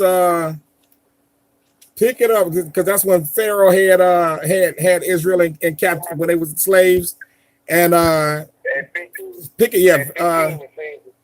That's pick it up in verse. Yeah, that's fine. Verse 15. And the king of Egypt spake to the Hebrew midwives, of which the name of the one was Sapphira, and the name of the other Puah. And he said, when ye do the office of midwives to the Hebrew women, and see them upon the stoop, if it be a son, then ye shall kill him, but if it be a daughter, then she shall live. So now they refer to, Pharaoh referred to, as far as when the people were having babies here, when the children of Israel were having babies, he talked about those are Hebrews, because again we know Israel was in captivity, to Egyptians, but we know that they were considered Hebrews. That you get the term Hebrew Israelites, but as far as when they talk about the Indians and all, they say the Indians, they talk about the Mexicans, Israelites. No, I can't say that. No. You had Israelites. Israel is scattered all through the world, all sprinkled like seasoning through the whole world. Like the book you talk about, you are the salt of the earth. You spray like seasoning. Israel is sprinkled through the whole world, through every nation. You will find some Israelites in it. Among them nations, among them people. It's like we talked about earlier. Okay, so skip. And we'll look at this. Stay in Exodus. Go to Exodus chapter 5. Exodus chapter 5, and pick it up at verse.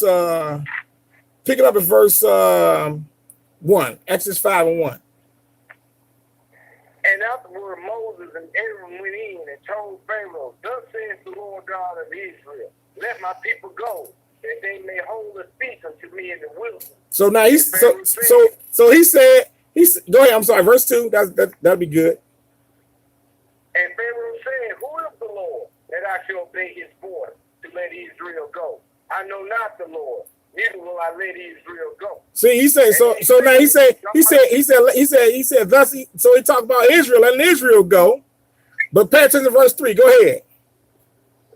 And they said, the God of the Hebrews have met with us.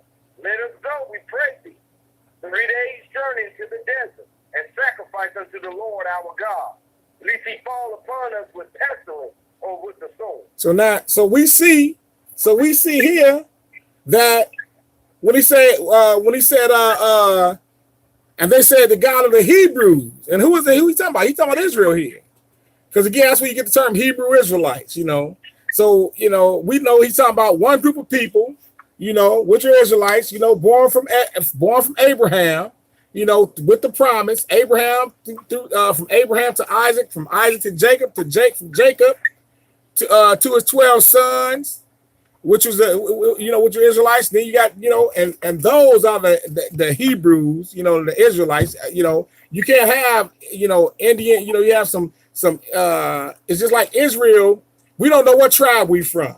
Right now, can't nobody say we. We can speculate. But we don't know what tribe we're from, really. We don't, we can't really say what tribe we're from. We, 9 times out of 10, we can speculate, say, okay, we're from Judah and we're from Benjamin, and we got some and got some Levites among us. But then even that's just speculation, because you got, you know, when Jesus was born, you had a sister that was still around that was from the tribe of Asher. So, you know, but like I said, we can speculate. But bottom line is, as far as Indians being a part of Israel, as far as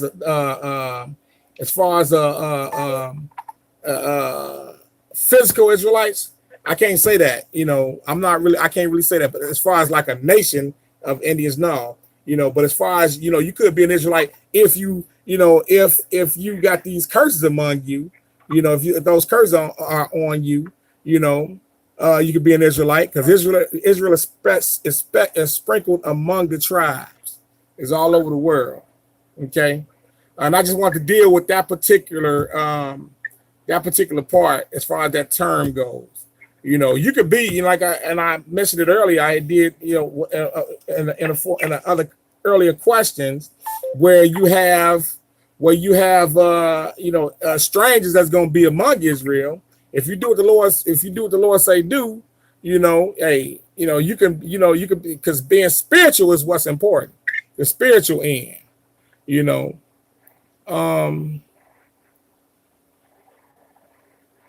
Let's see. All right. Any other questions or comments on the line?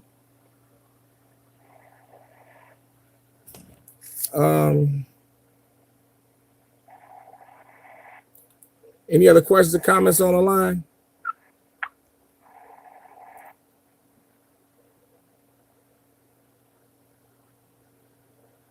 No. Okay.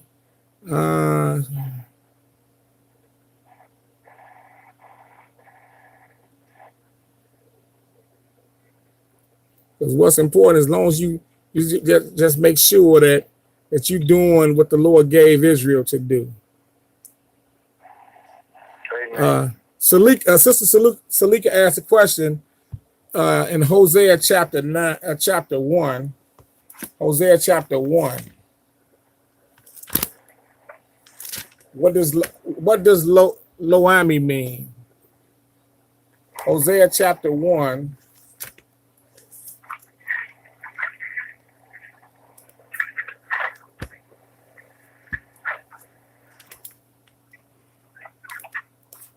Hosea 1 and pick it up. Let me see, Hosea 1 and pick it up at, well, we can skip around. Hosea 1 and pick it up at verse 2. Hosea 1 and verse 2. You know, as a matter of fact, Hosea, well, that's fine. I don't want to beat around the bush. Hosea 1, pick it up verse 2. Go ahead. The beginning of the word of the Lord by Hosea. And the Lord said to Hosea, go, take unto thee a wife of whoredom, and children of whoredom, for the land hath committed great whoredom, depart from the Lord. So he went and took Gomar, the daughter of Dabelgiel, which conceived and bare him a son. And the Lord said unto him, call his name Jezreel, for yet a little while, and I will avenge the blood of Jezreel upon the house of Jacob, and will cause to cease the kingdom of the house of Israel. And it shall come to pass at that day that I will break the bow of Israel in the valley of Jezreel. So now we see the Lord's talking about, you know, the Lord's talking about doing Israel in, bringing them, taking them into captivity. Go ahead. And she conceived again and bare a daughter, and God said unto him, call her name Laruhamah.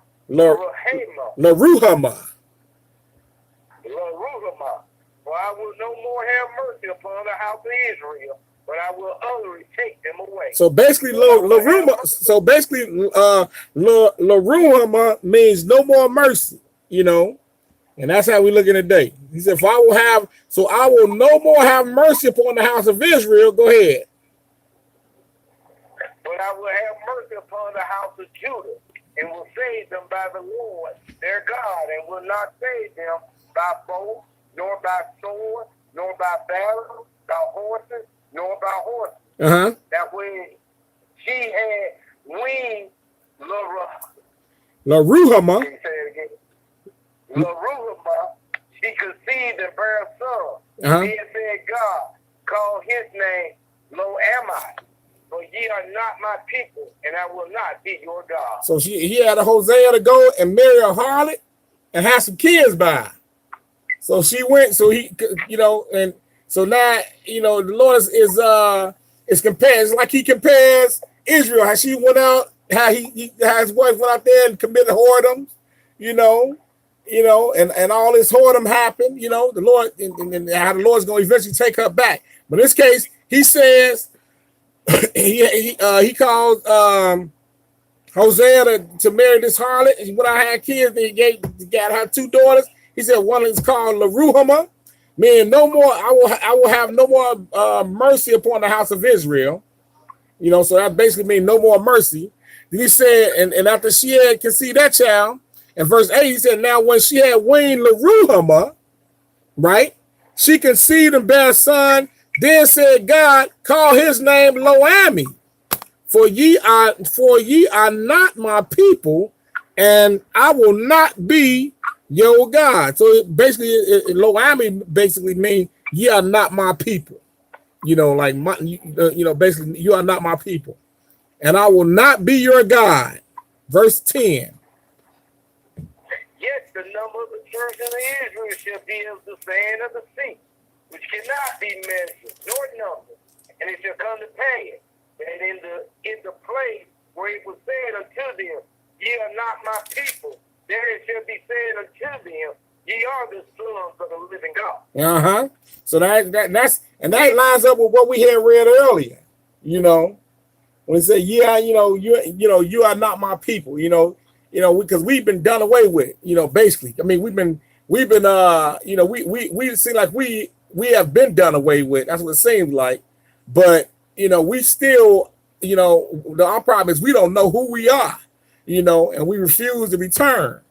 So now that's what it means. It said God called his name Lo-Ami, because so now he had a daughter and a son. I'm sorry. He had a daughter and a son. He said, then said God, call his name Lo-Ami, for ye are not my people, and I will not be your God. So now that's what that means. Like you're not my people anymore. And I'm not gonna be your God, because again, they was basically cutting up. So I hope that answers your question, Sister Salika. Sister Salika. He said she retracted that.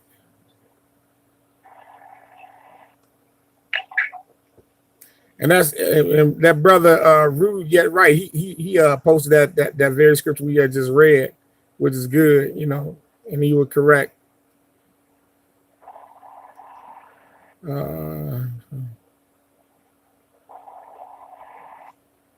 Okay, it says, I know the Jews are the house of it. I know the Jews are the house of Judah. What happened to the other tribes? What banner do they fall under? Okay, so he had another question here. What banner do they fall under in the New Testament? So he says again, 1 Corinthians 1 and 10. Let's read that. 1 Corinthians 1 and 10. 1 Corinthians 10. 1 Corinthians 10 and 1. And he says 1 Corinthians 12 and 2. He says Acts 21. Acts 21, 19 through 21.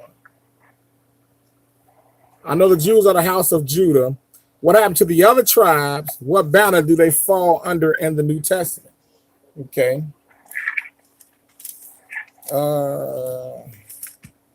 Okay, so what banner? So basically, well, let's read them first. Let's go 1 Corinthians chapter 10 and 1.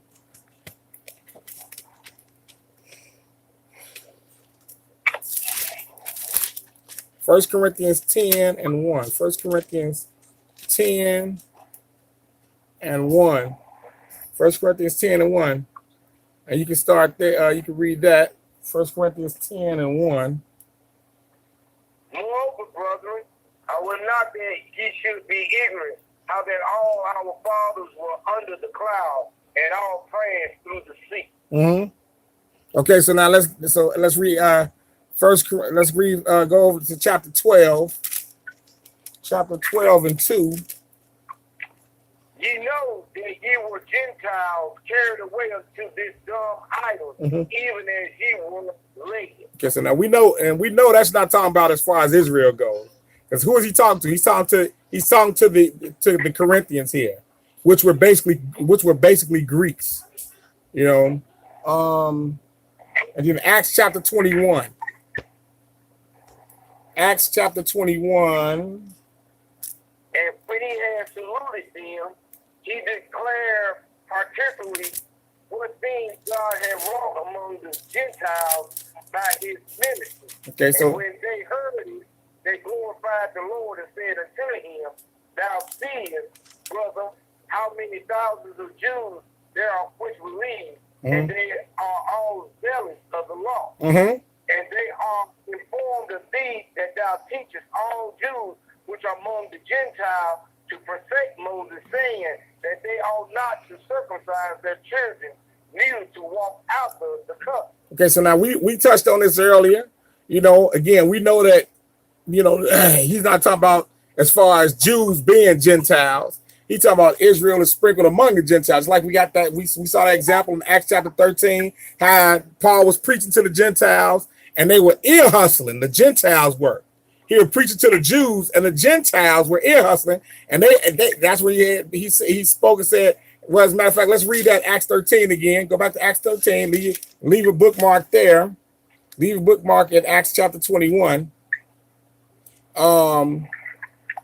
Acts chapter 13. And pick it up at verse 46 again, Acts 13 and 46. Then Paul and Barnabas waxed bold and said, it was necessary that the word of God should first have been spoken to you. But seeing ye put it from you and judge yourselves unworthy of everlasting life, lo, we turn to the Gentiles. So clearly, like we said earlier, this is a clear distinction. You got the Jews, you got the Gentiles. Paul preached to the Jews, and they didn't want to hear, so he went to the Gentiles. When he's talking about other Israelites, no, he's talking about Gentiles, white people. Like you got an example of Cornelius, the Italian. Cornelius was not an Israelite. You know, he was not an Israelite that considered himself a Gentile. No, Cornelius was an Italian, which is a Gentile, a Roman. Okay, that's what Cornelius was. Cornelius was a Roman. So he said, then verse 46, then Paul and Barnabas waxed bold and said, it was necessary that the word of God should be first preached, which word of God should first have been spoken to you, but seeing you put it from you and judge yourselves unworthy of everlasting life, lo, we turn to the Gentiles, because it's the same concept today. Israel don't want to hear it. You know, Israel say it's only the Lord only gonna save Israel, nobody else. Ain't nobody else a part of it. You know, that's a folly. You better be careful, because you're gonna get yourself cut off. You know, trying to cut off God, trying to cut off God's creation with God. You know, because again, God's God of all people. My house should be called a prayer for all people.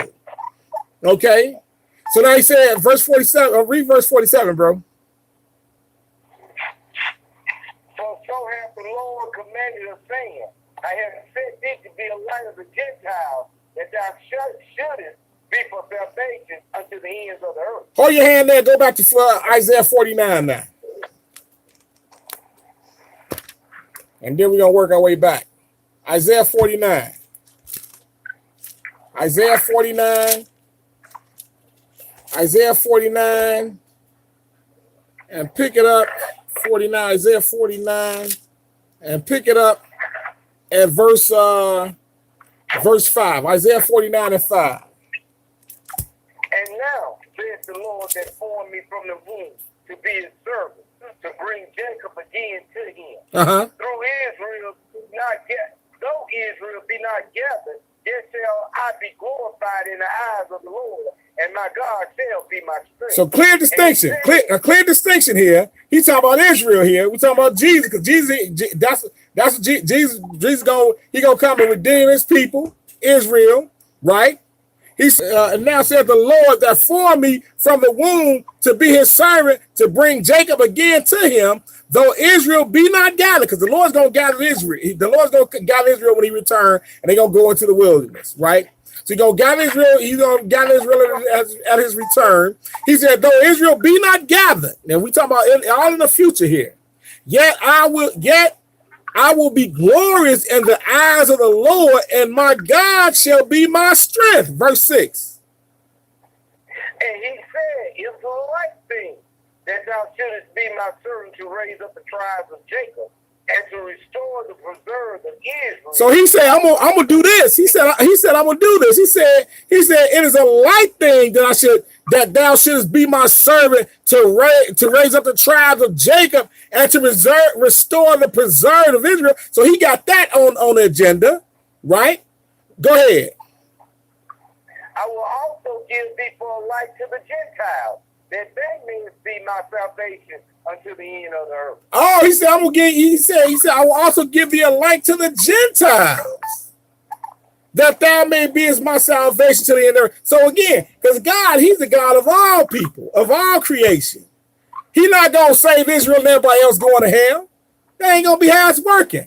And like I said, you had a sister, like I gave an example earlier, you had a sister that just believed, and just even though she read it, she believed that it was just Israel, and she couldn't get that out of her mind, even though she read it in this book. That's a problem. That's a problem. She better, I pray by now, the Lord opened up her eyes so she could see. So now let's go back to Acts now. Acts 13. Go back to Acts 13. Acts chapter 13. And pick it up at verse 47 again. We'll read that again. Acts 13 and 47.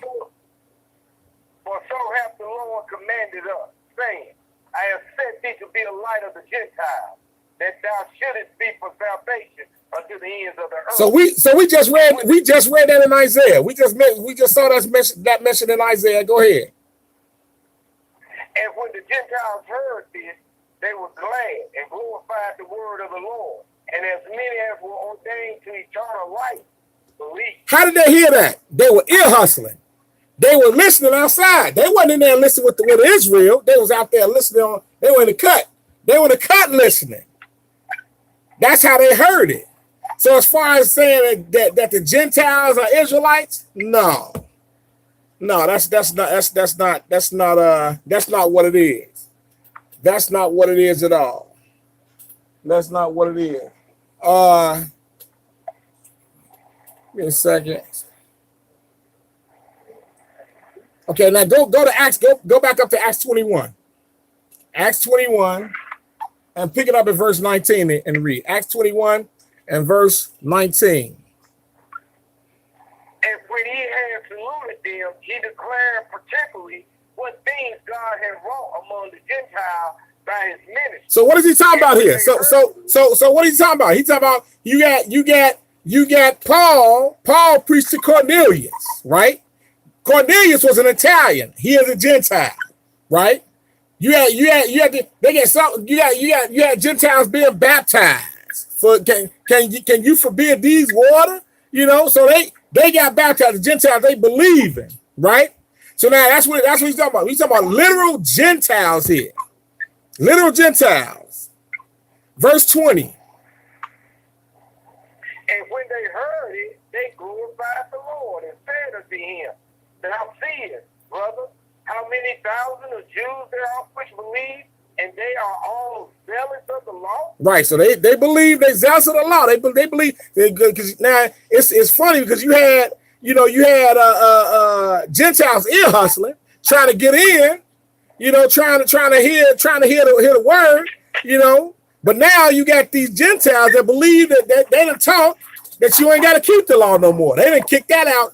Out of literal Gentiles. We talking about the Romans here. You talking about the Catholics. You ain't got to, hey, they didn't kick the law to the curb. You got, I mean, we so messed up. Israel is so messed up. And when I say Israel, I'm talking about black people. I ain't talking about Gentiles. I'm talking about Israelites that believe that they Gentiles. Otherwise, which is, they believe, and they don't have no concept of what a Gentile is. When I say Gentile, I mean, according to the scripture, I'm talking about, an Italian. I'm talking about a Greek. I'm talking about a Chinese person. I'm talking about, that's what I'm talking about. I'm talking about those nations. They don't have a clue who we are. They don't have a clue. And you have some Israelites that believe that he's talking about Gentiles here. What's the furthest thing from the truth? Right? So he said, in verse 20, he said, and they heard it, and they glorified the Lord, and said unto him, thou seest, brother, how many thousands of Jews which there are which believe, and they are zealous of the law. Verse 21. And they are informed of thee, that thou teachest all the Jews which are among the Gentiles to forsake Moses, that they ought not to circumcise their children, neither to walk after the custom. So now he said they was believing that they was teaching the Gentiles to forsake the law of Moses, which that wasn't the case. When we understand, when we read the scripture, he was, they were talking about the circumcision. You have people chasing after them, talking, you got to be circumcised now. He was saying, hey, take it easy. They're gonna get to that point. If we go back a little bit, we read it. He's gonna talk about how they was trying to force circumcision on the Gentiles. And he was trying to say, hey, look, just hold on. Let them, as a matter of fact, let me find that. Let's read it. Let's see. So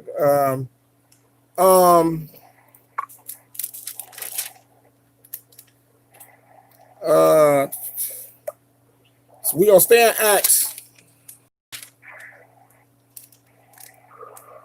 Acts chapter 15. Acts chapter 15. And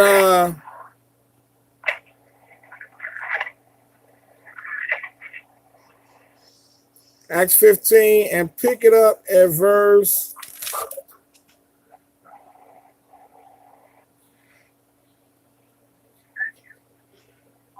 Pick it up at verse.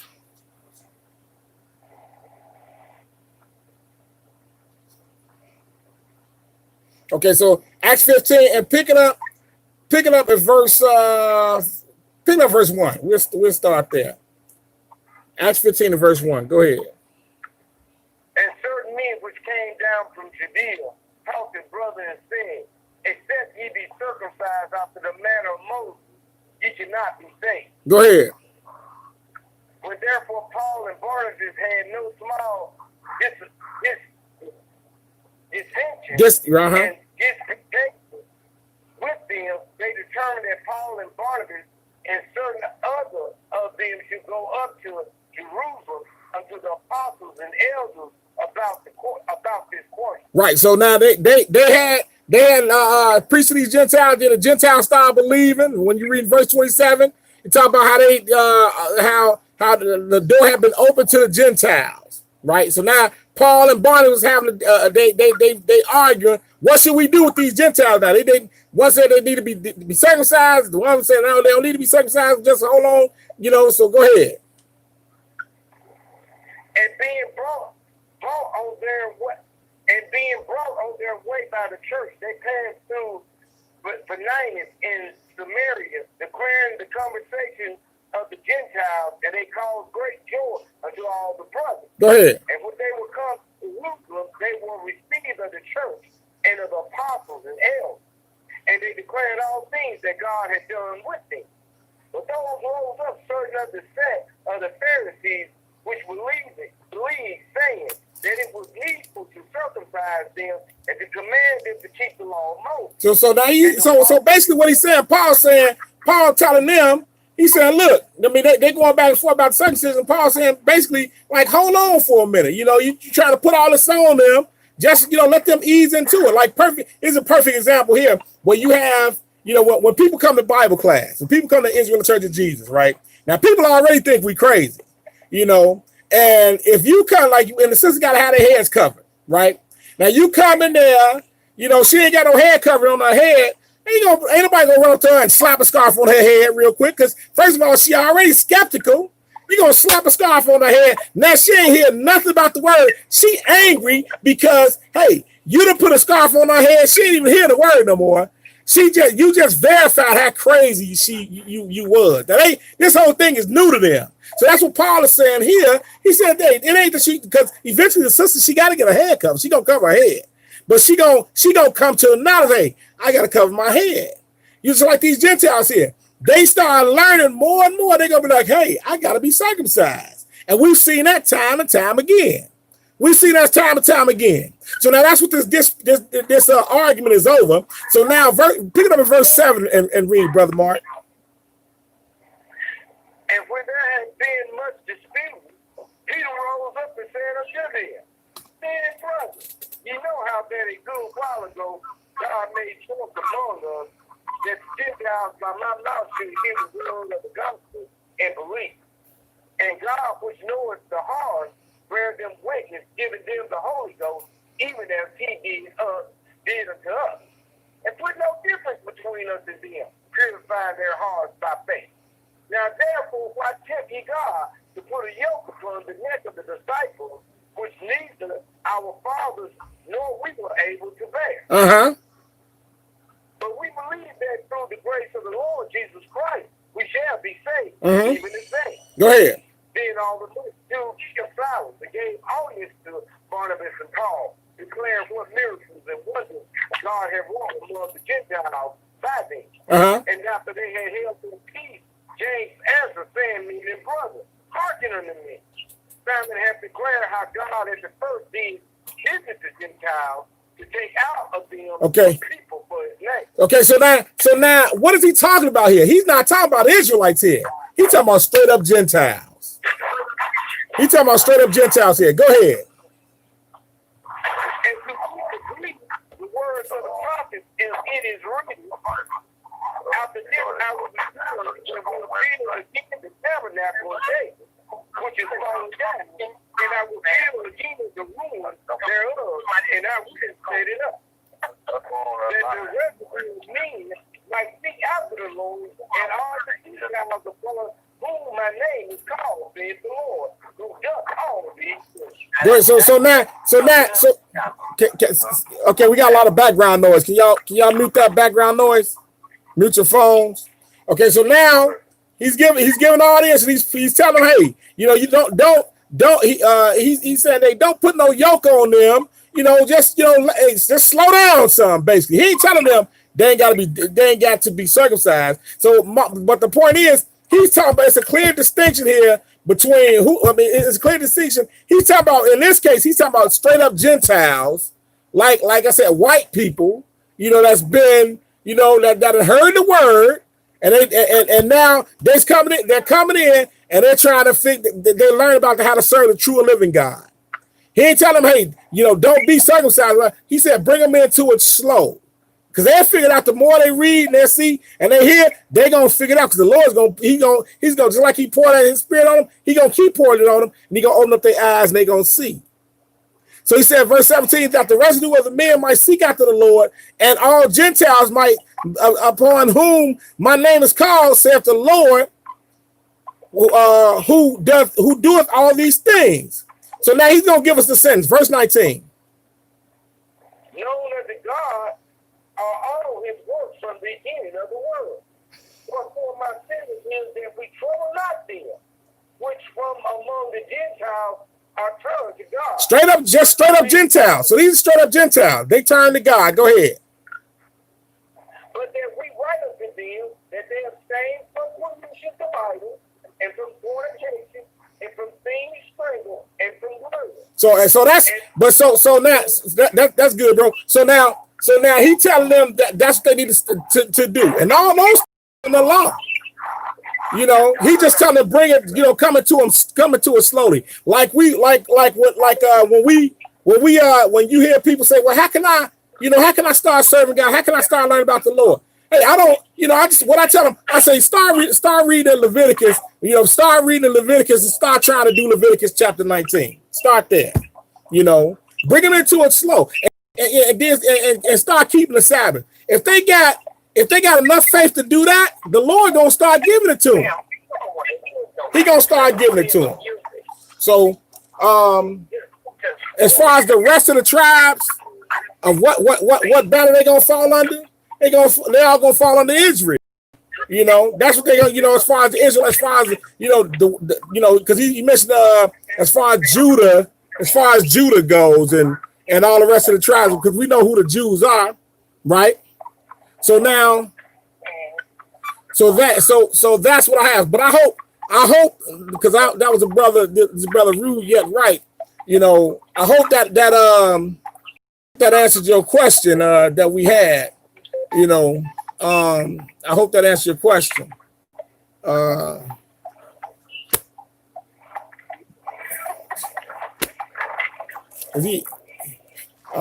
you have any more questions, comments online? Any other questions, comments online?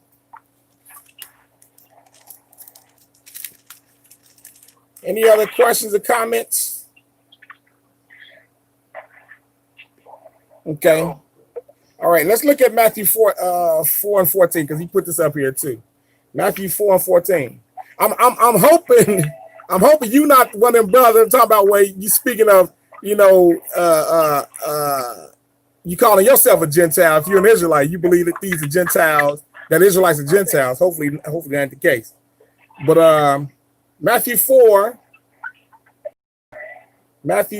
and 14. And I hope these are answering your question, my brother. Matthew 4 and 14. Mm-hmm. Go ahead. It might be fulfilled, which was spoken by Icoj, the prophet, saying, in the land of Zebulun and the land of Naphtali, by the way of the sea beyond Jordan, Galilee of the Gentiles. Okay, so it's a lot of distortion on the line. Can y'all mute your phones?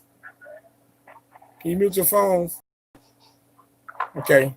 So again, we know as far as the land, they say the land of Zebulun and the land of Naphtali by the way of the sea beyond Jordan, Galilee of the Gentiles. Pick it up at verse, keep reading, read that verse 16. The people which sat in darkness saw great light, and to them which sat in the region in the shadow of death, light is sprung up. Okay, so now keep in mind that during the time of Jesus, you had, okay, well, praise the Lord, brother. Praise the Lord. During the time of Jesus, by the time Jesus got on the scene here, you know, where we already know the 10 tribes went into captivity first to the Assyrians. They went into captivity first, right? Then Judah was next down the road. Judah and Benjamin, they was next. So now, by this time, Jesus come on the scene, all that had happened. And when Israel get back, when you look at the time of like Nehemiah and Ezra, they getting back it's all type of people in the land now. You know, they came there just, you know, they try to, you know, everybody set their little parcel and stock. You know, and so, you know, just like right, you look over there right now, you ain't gonna see Israel over there now. You see all type of people over there. It was kind of the same concept then, you know. So now you talking about Galilee of the Gentiles. Hey, it's not talking about, again, it's not talking about Israelites being Gentiles. No, that's not what it is. Israelite cannot be a Gentile. You know, an Israelite cannot be a Gentile. Again, we just saw, he said, by the land of Zebulun and Naphtali, and which is Naphtali. So now we know that those 10, they part of 10, they were in captivity already. So while they in captivity, what happened? You had the Assyrian king. He brought over a whole nother crop of people in the land to replace those people. When you read in, I believe it's 2 Kings or Chronicles, you read how he replaced those people. So the people that was in the land were not Israelites, right? Yeah, but you had people in captivity. You had some people that were still around, sprinkled through all the tribe. I mean, still sprinkled around there. Like I gave an example of Asher. You know, that's that sister from Asher. It's a whole lot of distortion on the line. For that people from that the sister from that was from the tribe of Ash, you know. So, but in this case, it's talking about straight. It's talking about, you know, you had Israel that was sprinkled all through there. Then you had some Gentiles there too. But the Gentiles being the Gentiles being Israelites, no, that's not the case. That's not the case. And like I said, when you get a chance, go back and read. When you get a chance, go back and read in I think it's like either Nehemiah or Ezra, you know, because again, you had all type of people in the land that were not Israelites, you know, Tobias, Sanballat, all those, you know what I'm saying? You had all that. They weren't Israelites, but they had the land, even when Jesus came on the scene. When you read in John chapter 4, we talk about that Samaritan woman, you know, and she thought she was an Israelite. That's not the case. She wasn't. Okay, yeah. Let that brother listen to the Bible class. Hey, all right. So I hope that answers y'all questions for the night. And I hope, like I said, I hope that helped you out, brother Rue. Yeah, right. So, and if I didn't answer your questions, you know, I hope, like I say, hope you'll join us come Saturday for Q&A as well. You know, and with that said, I'm gonna have to cut y'all loose. And I hope, I said, may the peace of God rest on you and your houses in the name of Jesus. Brother Mark, could you close us out? How you doing, brother Nathan? Hey, how you doing, brother? All right. It's brother Nathan? No, it's brother Nehemiah. Nehemiah, okay. It's brother John. How you doing tonight? Hey, how you doing, brother John? All right. I enjoyed the Bible class. Praise the Lord, my brother. Okay. All right. All right. So we're going to stand up. We're going to face Jerusalem. We're going to close out. Let us do it. Our Father which art in heaven. Hallowed be thy name. Hallowed be thy name. Thy kingdom come. Thy kingdom come. Thy will be done in earth. Thy will be done in earth. As it is in heaven. As it is in heaven. Give us this day our daily bread. Give us this day our daily bread. And forgive us our debts. And forgive us our debts. As we forgive our debtors. As we forgive our debtors. And lead us not into temptation. And lead us not into temptation. But deliver us from evil. But deliver us from evil. Thine is the kingdom. For thine is the kingdom. And the power. And the power. And the glory. And the glory. Forever. Forever. Praise the Lord. Praise the Lord. For he is good. For he is good. For his mercy endures forever. For his mercy endures forever. These things we pray in Jesus' name. These things we pray in Jesus' name. The Holy One of Israel. The Holy One of Israel. The Mighty One of Jacob. The Mighty One of Jacob. The one true God. The one true God. And there is no other. And there is no other. Amen. Amen. Okay, peace to y'all in Jesus' name. Peace, Brother Mark. Brother Nehemiah. Peace to Cheryl.